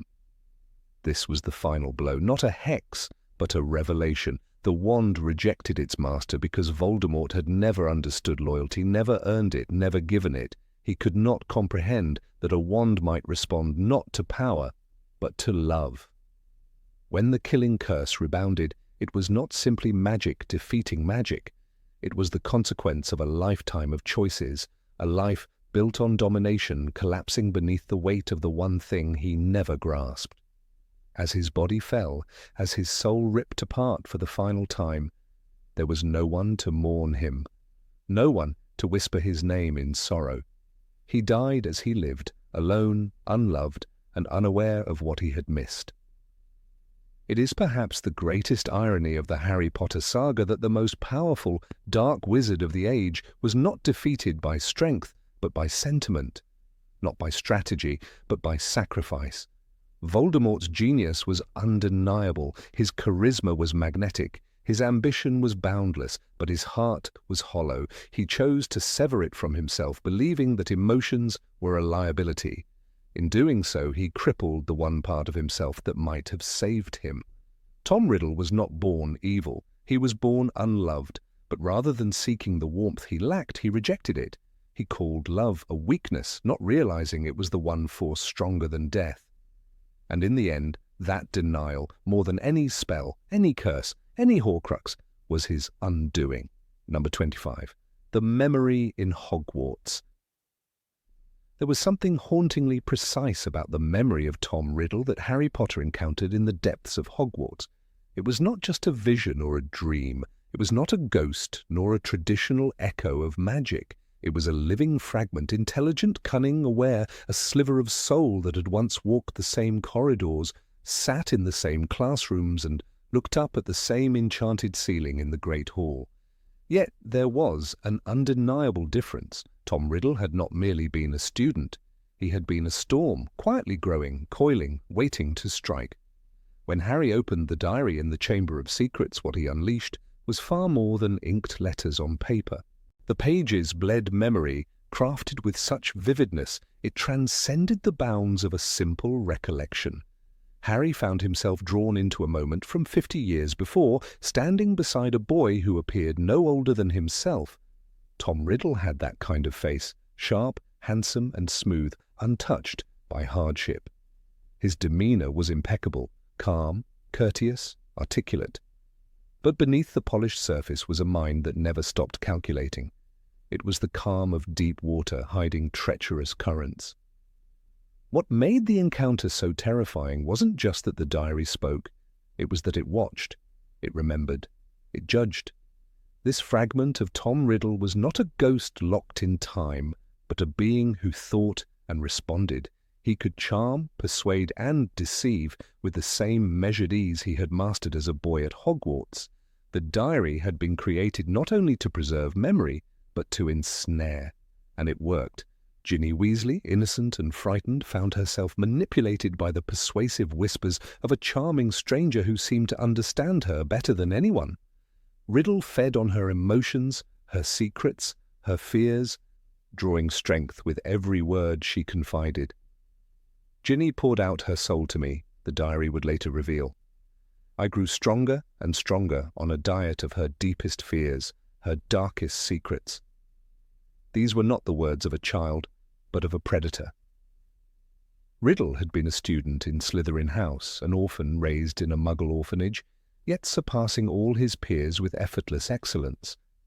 Professors praised him. Slughorn, in particular, saw him as a favourite, bright, charming, destined for greatness. He was a model student, Slughorn had told Dumbledore years later, with a shadow in his voice.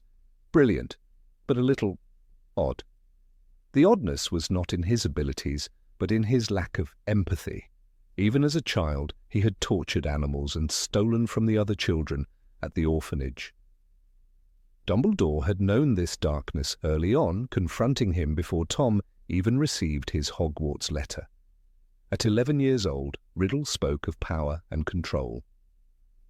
"I can make them hurt if I want to," he had said, a statement far more chilling than it first appeared. In school, Riddle hid that darkness behind perfect manners. He was polite, articulate, and ambitious. The professors trusted him. He was made a prefect, then head boy. But even as he wore the robes of leadership, he was already searching for the Chamber of Secrets, already experimenting with forbidden magic, already sowing fear under the surface of his charm. It was in his 5th year that the first horror struck. A student, Myrtle Warren, was killed. Officially, it was called an accident. But Riddle knew what had happened. He had found the chamber, had released the basilisk, had watched as it struck. When the school threatened to close, he needed someone to blame, and so he framed Rubeus Hagrid, the awkward half-giant who kept a giant spider, as a pet. With cunning precision, he twisted the truth, manipulating teachers and students alike. When Harry entered that memory, it was the day Riddle had exposed Hagrid. The way he spoke was chillingly calm. "I had to show them, didn't I?" Riddle said in the diary. "Locking up the monster, sending it away." But he was lying. The monster hadn't been locked away, only hidden, only biding its time. It is important to remember this was not Voldemort as we know him. This was not the serpentine, noseless creature from later years. This was Tom, young, elegant, and beautiful. He didn't raise his voice. He didn't threaten, but he didn't need to. His power was in the mask, in the smile, in the way he made you believe in his goodness, all while he wrapped coils around your trust. Even Harry, despite his instincts, found himself uncertain. Riddle's manners were disarming. His voice was soft, his logic persuasive. But the illusion began to falter as soon as Harry mentioned Dumbledore. Riddle's eyes darkened. That smooth exterior cracked just enough to reveal the arrogance beneath. "He's nothing more than a bothersome old man," Riddle had said. The contempt was clear. It was a glimpse into the hatred that would later define Voldemort's life. He despised Dumbledore because Dumbledore had seen through him, because Dumbledore had not been fooled by the mask. As the diary unfolded and Ginny weakened, Riddle grew more corporeal, less a memory, more a being. He became bolder, stepping from the page, speaking aloud, controlling the basilisk, and even then his arrogance led him to toy with Harry rather than destroy him outright. He wanted to talk, to show off, to gloat. "It's very simple," he said. "I've been feeding Ginny Weasley's soul to the diary for months, and now she's dying, and I'm returning." It was not enough to win. He needed to be seen winning. That was always Tom's flaw, pride. What Riddle didn't know was that he had already lost. His soul was fractured, his existence unnatural.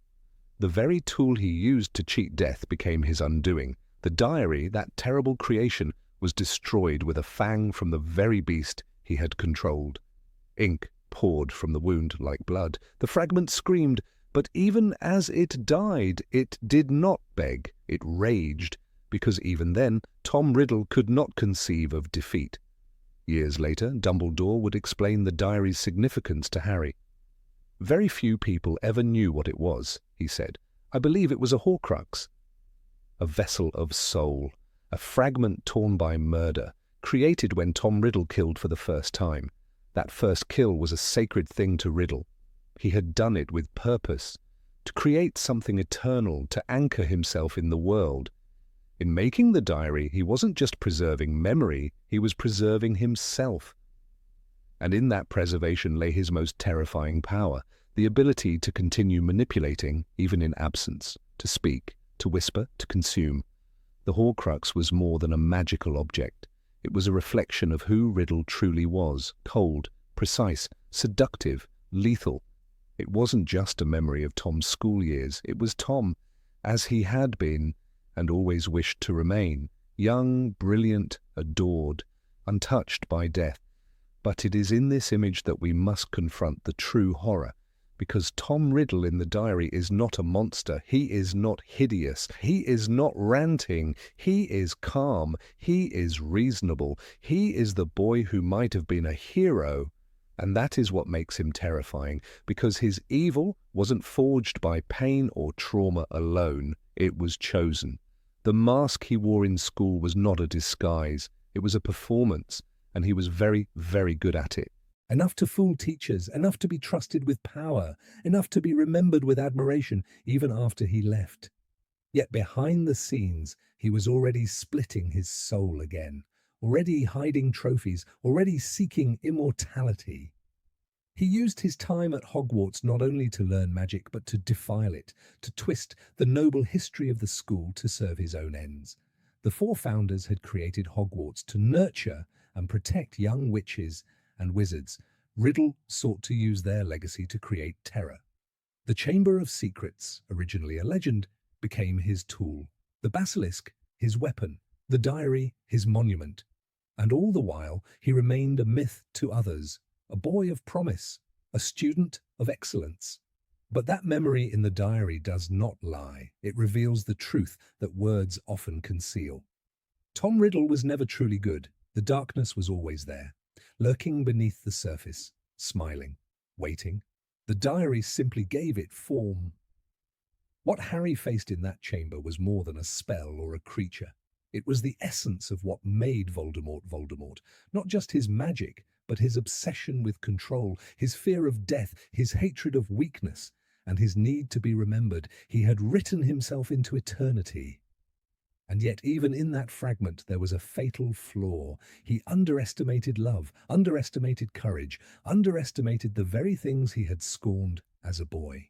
The memory of Tom Riddle remains one of the most chilling elements in the saga, not just because of what it did, but because of what it was. A warning, a mirror, a testament to how evil can wear a human face, speak in soft tones, and smile with perfect charm, until it no longer needs to.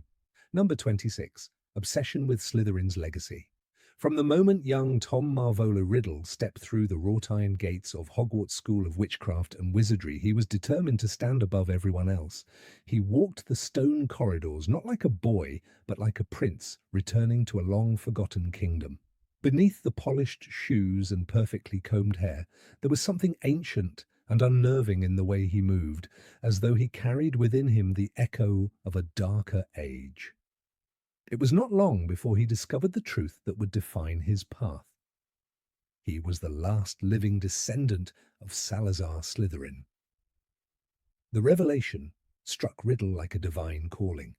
He uncovered this detail through careful, obsessive research in the restricted section of the Hogwarts library, piecing together fragments of family lines, tracking his mother's descent from the Gaunt family, an inbred and dwindling pureblood lineage. The Gaunts, he learned, were direct descendants of Salazar Slytherin, and in their decaying shack in Little Hangleton, Riddle found the last material remnants of that noble blood, a ring bearing the Slytherin crest and a locket passed down for generations. These were not trinkets to him, they were sacred relics, symbols of his right to reshape the wizarding world. To Tom, being Slytherin's heir was not simply a matter of pride, it was vindication. His bloodline proved what he already believed, that he was special, chosen, destined to dominate. More than a schoolboy ambition, it was the skeleton key to power and legacy. As Dumbledore would later reflect in Harry Potter and the Half-Blood Prince, he was already highly self-sufficient, secretive, and apparently friendless. Tom's connection to Slytherin became the foundation of his identity. He needed no friends. He had a lineage. Slytherin's ideals, once seeds, flourished into obsessions in Tom's mind. The founders' belief in blood purity, already distorted through centuries of wizarding prejudice, was twisted even further in Riddle's worldview. For Salazar Slytherin, the desire to exclude Muggle-born students had been rooted in a mistrust of non-magical influence and a desire to preserve the magical arts. For Tom, it was a justification for terror. Muggle-borns were not merely unworthy, though they were tainted, invasive, a threat to be eliminated. The more he studied Slytherin's writings and ideology, the more Tom began to see himself not as a student in the Founder's House, but as its rightful continuation. He became obsessed with the fabled Chamber of Secrets, a hidden room said to have been created by Salazar himself. Hogwarts founders had disagreed on many matters, but the chamber remained a whispered legend supposedly built to house a monster that only Slytherin's true heir could command. That detail mattered to Tom. It meant exclusivity. It meant power only he could unlock. In his 5th year, Tom succeeded where no one else had for centuries. He found the chamber. His discovery was not an accident. He had traced every ancient text he could find, questioned every ghost willing to speak, and even charmed the castle itself with Parceltongue, the rare snake language known to Slytherin's descendants. The entrance lay hidden within the girls' lavatory on the 2nd floor, a place where Myrtle Warren had died, a tragedy that Hogwarts had quietly buried, but Riddle unearthed it all. Speaking in serpentine hisses, he opened the passage, descending into the depths beneath the school. There, slumbering for centuries in the foul, wet dark, lay the basilisk, the monster of Slytherin. Tom did not see a creature, he saw a symbol. The basilisk was not merely a tool for terror, it was a manifestation of control, a legacy passed down to him through blood and destiny. He began to use it, cautiously, as any master would with a new weapon. And when Muggle-born students began to fall petrified in the corridors, paralyzed by an unseen force, whispers spread like wildfire through the castle. Fear ruled Hogwarts. That was what Tom wanted. Not chaos, but dominance. But control meant secrecy. When the attacks escalated and the school threatened to close, Tom did something few could expect. He framed Hagrid. He needed a scapegoat, and the half-giant boy with a love for monstrous creatures provided the perfect opportunity. As he told Professor Dippet that night, he wanted to stay at Hogwarts over the summer because the orphanage was not a very nice place. But the truth was more sinister. He needed time alone with the chamber, time to study, to plan, to understand the true extent of the weapon he now wielded. Tom Riddle's vision of Salazar Slytherin was not that of a founder or philosopher, but of a conqueror whose will had been interrupted by the other founders. He believed himself chosen to finish what Slytherin began. He did not simply admire Slytherin, he believed himself to be Slytherin's spiritual reincarnation. His attachment to the founder bordered on the fanatical, and his identity began to merge with the myth.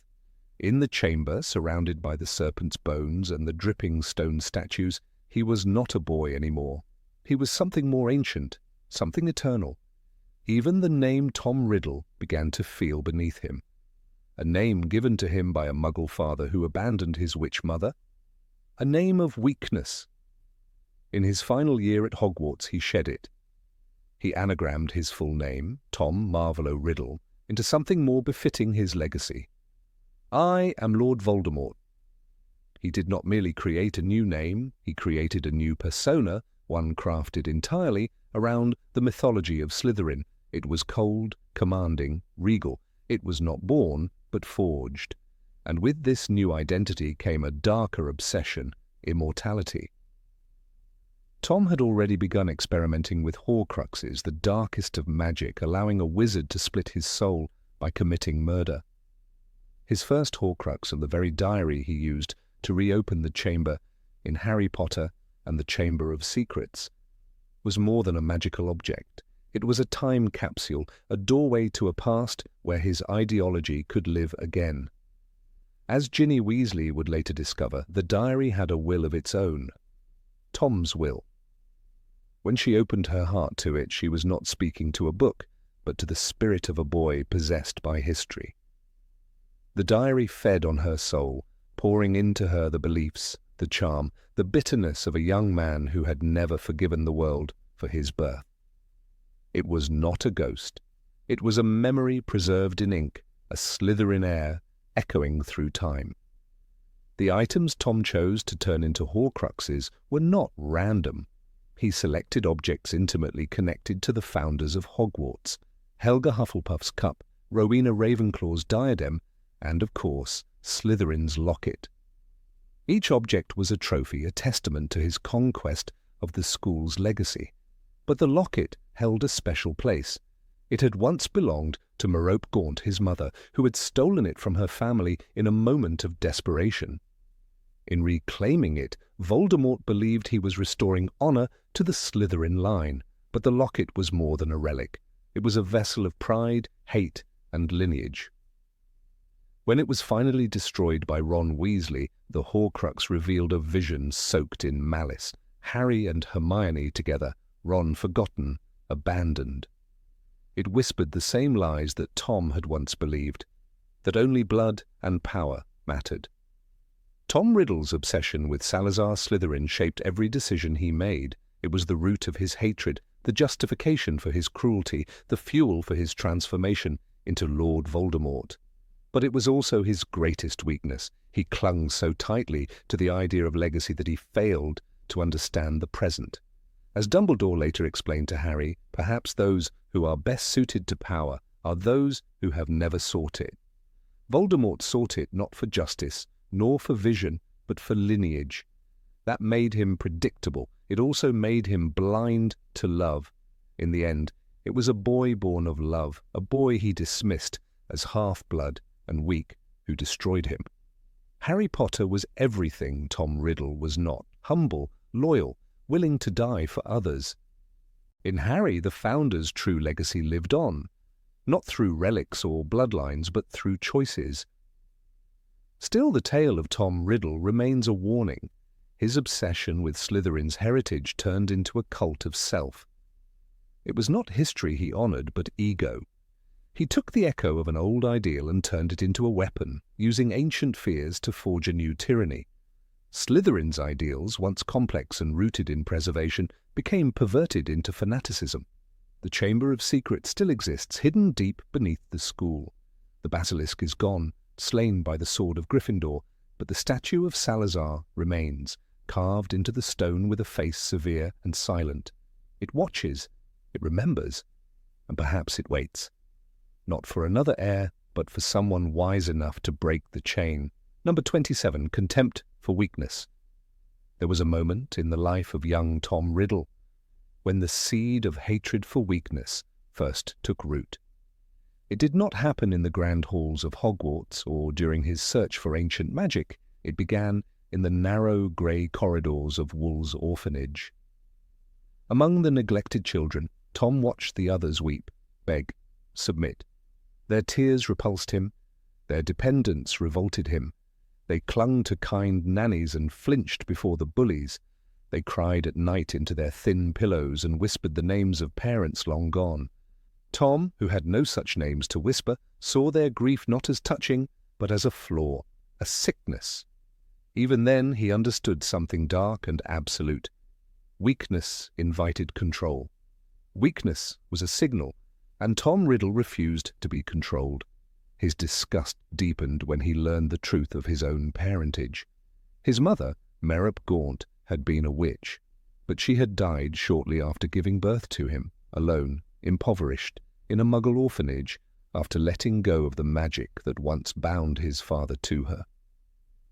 She had a wand, Dumbledore would later tell Harry, and she was a witch. She died, Tom, because she had stopped using magic. She died because she was weak. Tom never forgave her. In his mind, Merope had surrendered. She had died not out of necessity, but because she lacked the will to live. She had allowed herself to perish in shame, and worst of all, she had done so for the love of a muggle. To Tom, this was more than betrayal, it was humiliation. He despised his mother not only for being weak, but for allowing love to destroy her. He loathed his father even more for being the object of that weakness, a non-magical man, simple, arrogant, and ultimately disposable. When Tom eventually found him years later, there was no hesitation. With a borrowed wand, he ended the life of Tom Riddle Sr. and his new family in their manor in Little Hangleton. The murders were not committed out of vengeance, but out of necessity, to erase the last trace of weakness from his lineage. This early act of extermination marked a turning point.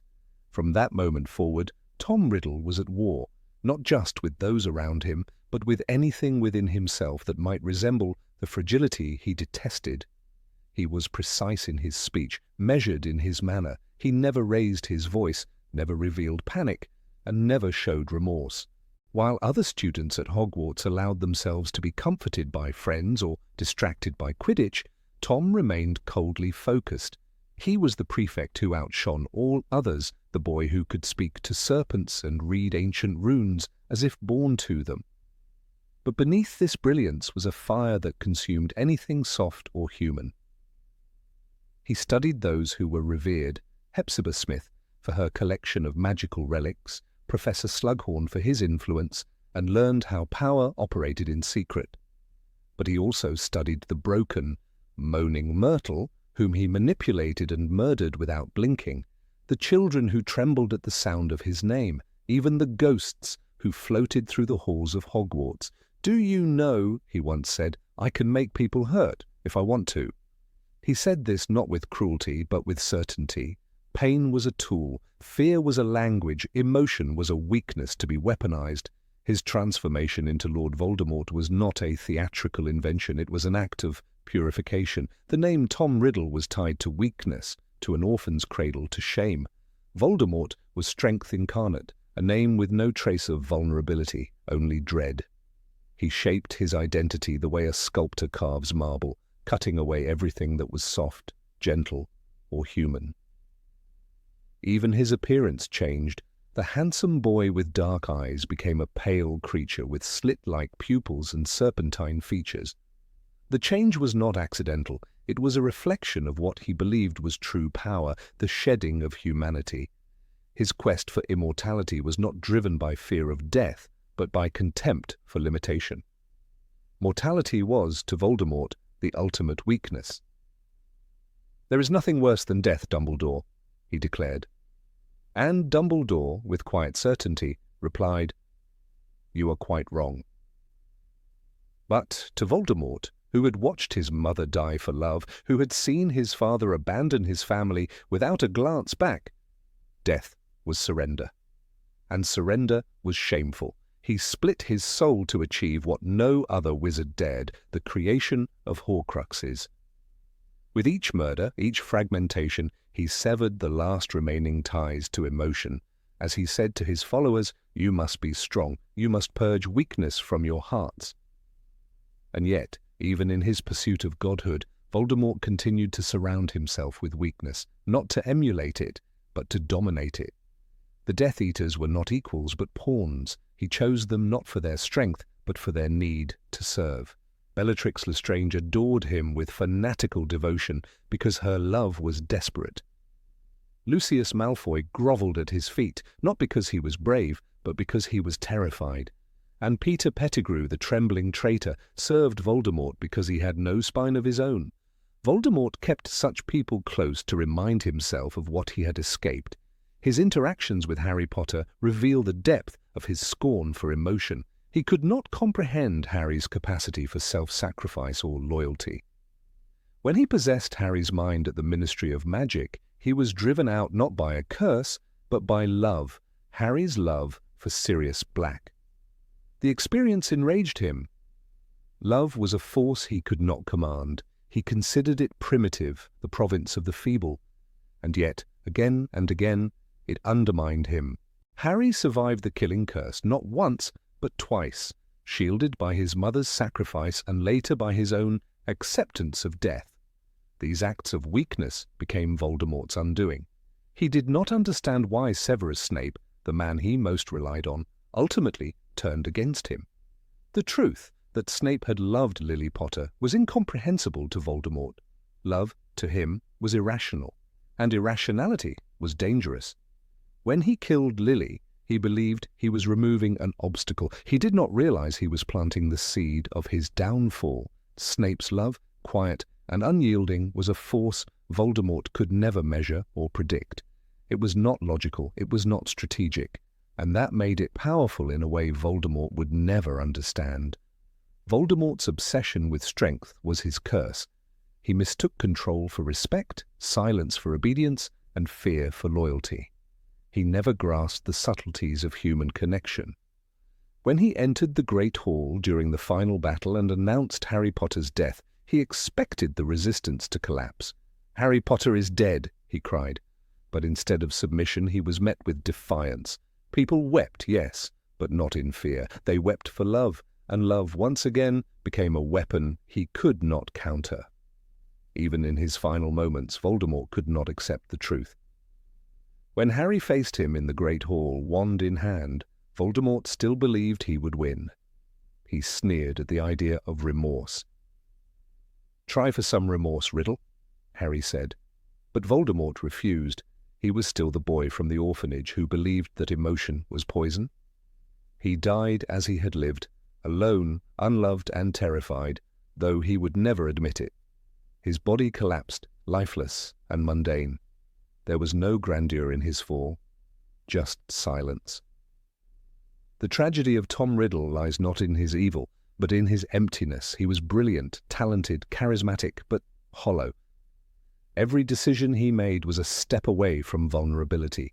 He could have been great, he could have been loved, but he chose domination over connection, fear over trust, immortality over meaning. He once held a unicorn's tail in his hand and said he wanted to live forever. But he never understood that to live fully is to risk pain. He ran from pain and ended up running from life itself. There are moments in the books where we catch a glimpse of what might have been. When Dumbledore speaks of Tom as a boy, there is a faint trace of hope. "You must be wondering," he tells Harry, Why I never tried to stop him sooner. I suppose I hoped, perhaps foolishly, that he might change. But change requires humility, and humility is born from recognizing one's limits, from admitting weakness. Voldemort never could. Even the magic he valued most reflected his philosophy. Legilimency, the power to read minds, allowed him to expose secrets and crush resistance. Occlumency, its twin, sealed his own mind like a vault. He did not open himself to anyone. No confession, no vulnerability, no trust. His magic was not a gift, it was armor. And behind it, he withered. Tom Riddle's disgust for weakness was not just a trait, it was the foundation of his fall. In seeking to eliminate every trace of humanity, he stripped away the very things that make power meaningful. He did not fear death because it was the end. He feared it because it could not be controlled. And in the end, it was not the strongest curse, the darkest relic, or the cleverest plan that defeated him. It was a mother's love, a boy's sacrifice, a teacher's hope. The very things he scorned. In his own mind, Voldemort had triumphed over weakness. But as his body crumbled to dust, as his soul, shattered and unrecoverable, was left behind, the truth became clear. Strength without heart is a hollow victory, and those who cannot bear weakness are doomed to be broken by it. Number 28. Hunger for control. There was something unsettling in the way young Tom Riddle looked at people, as if he saw not their faces, but the strings attached to them. Even before he had a wand, he learned how to pull those strings. At Wool's orphanage, he discovered that words, looks, and small calculated gestures could make other children obey him. Not out of friendship, not even out of fear, though that was part of it. They obeyed him because Tom knew how to become the center of their tiny worlds. He discovered early on that controlling others gave him something far more satisfying than companionship, a sense of superiority, of mastery over the chaos of human nature.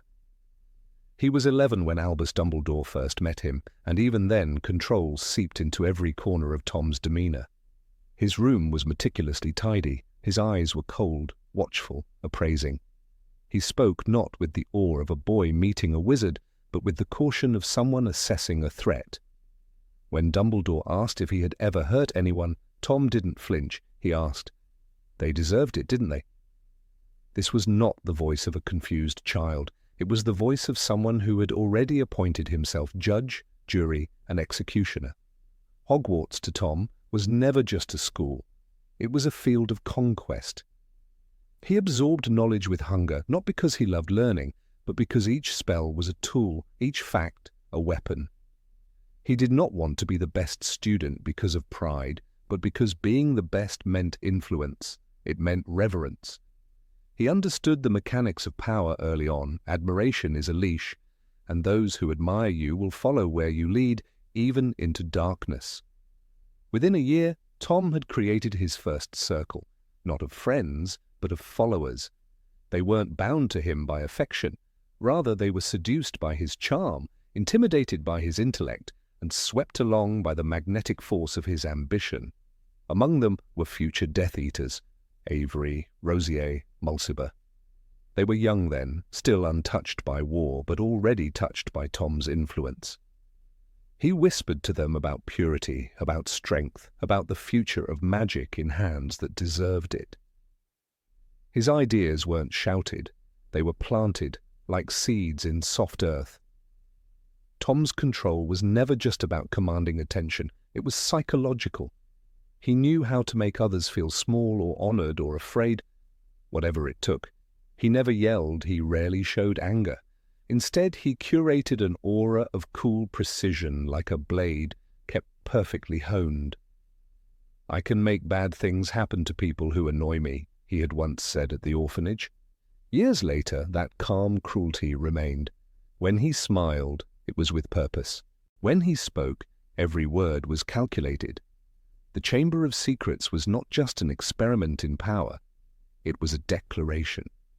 At 16, Tom opened it, not only to purge the school of those he saw as unworthy, but to prove something. that he alone could bend the legends of the past to his will. Salazar Slytherin's legacy became a tool in Tom's hands, the basilisk his private executioner. Even the murder of Myrtle Warren wasn't impulsive, it was strategic. A single life ended in the shadows, and Tom stood untouched, admired by teachers and peers alike. He received the Medal for Magical Merit while a girl's body cooled in a bathroom stall. Control, for Tom, extended beyond the present. He understood how to shape history. He framed Rubeus Hagrid for the attacks, manipulating fear and bias with surgical precision. He spoke with authority, his lies indistinguishable from truth. No one questioned him. That was the kind of control he relished most, not just power over people, but over narratives, over memory itself. Even his identity was under control. When he crafted the name Lord Voldemort from the letters of Tom Marvolo Riddle, it was more than an anagram. It was a rebirth, a shedding of everything he could not dominate, his muggle father, his orphaned childhood, his human origins. "I have seen your world, and I have no desire to return," he once told Dumbledore, but the world he meant was not just the non-magical one. It was any world in which he was not in command. He feared death, not because he feared pain or the unknown, but because death was the only thing he could not control. It terrified him to think of anything existing beyond his reach. That is why he turned to Horcruxes, an act not of madness, but of design. He split his soul not in anguish, but in cold pursuit of mastery. Each Horcrux was a fortress, a safeguard against the one force that refused to yield to his will. Even his own soul was not sacred to him. Control came first. Voldemort's rise during the First Wizarding War was not fueled merely by ideology, it was fueled by an addiction to domination. He did not want followers, he wanted instruments.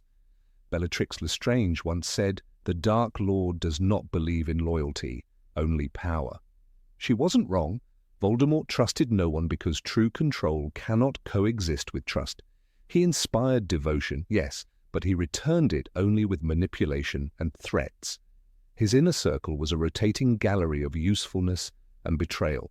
During the war, he orchestrated fear with the deftness of a conductor. People disappeared, families were erased. His control reached into the very breath of daily life. No letter, no conversation, no step in the night felt safe. And yet many still followed him willingly. That was his genius. He made people believe that by surrendering to his rule, they were protecting themselves. That submission was survival. When he finally confronted Dumbledore as a grown man, his words betrayed the depth of his delusion. There is no good and evil, there is only power, and those too weak to seek it. In this philosophy, Voldemort revealed everything. He saw the world not as a tapestry of lives and stories, but as a battlefield where dominance justified everything. He believed he was above morality because he had outgrown it. Control to him was the only true virtue. He never understood love, not because he was incapable of feeling, but because love demanded surrender. And surrender, even in affection, was a concept Voldemort rejected utterly. It was why he could not comprehend Lily Potter's sacrifice, why he was stunned when Harry survived. A mother's protection was not a curse he could counter because it wasn't rooted in power. It was rooted in selflessness, a language he never learned. Even the way he chose to die, or rather the way he refused to, was telling. When his final spell rebounded in the Great Hall, when his body crumpled like dust before a crowd, it was not just the end of a tyrant. It was the collapse of a man who had tried to seize everything and had lost control at the very last breath. He died not with a scream, but with the look of someone who never believed it was possible.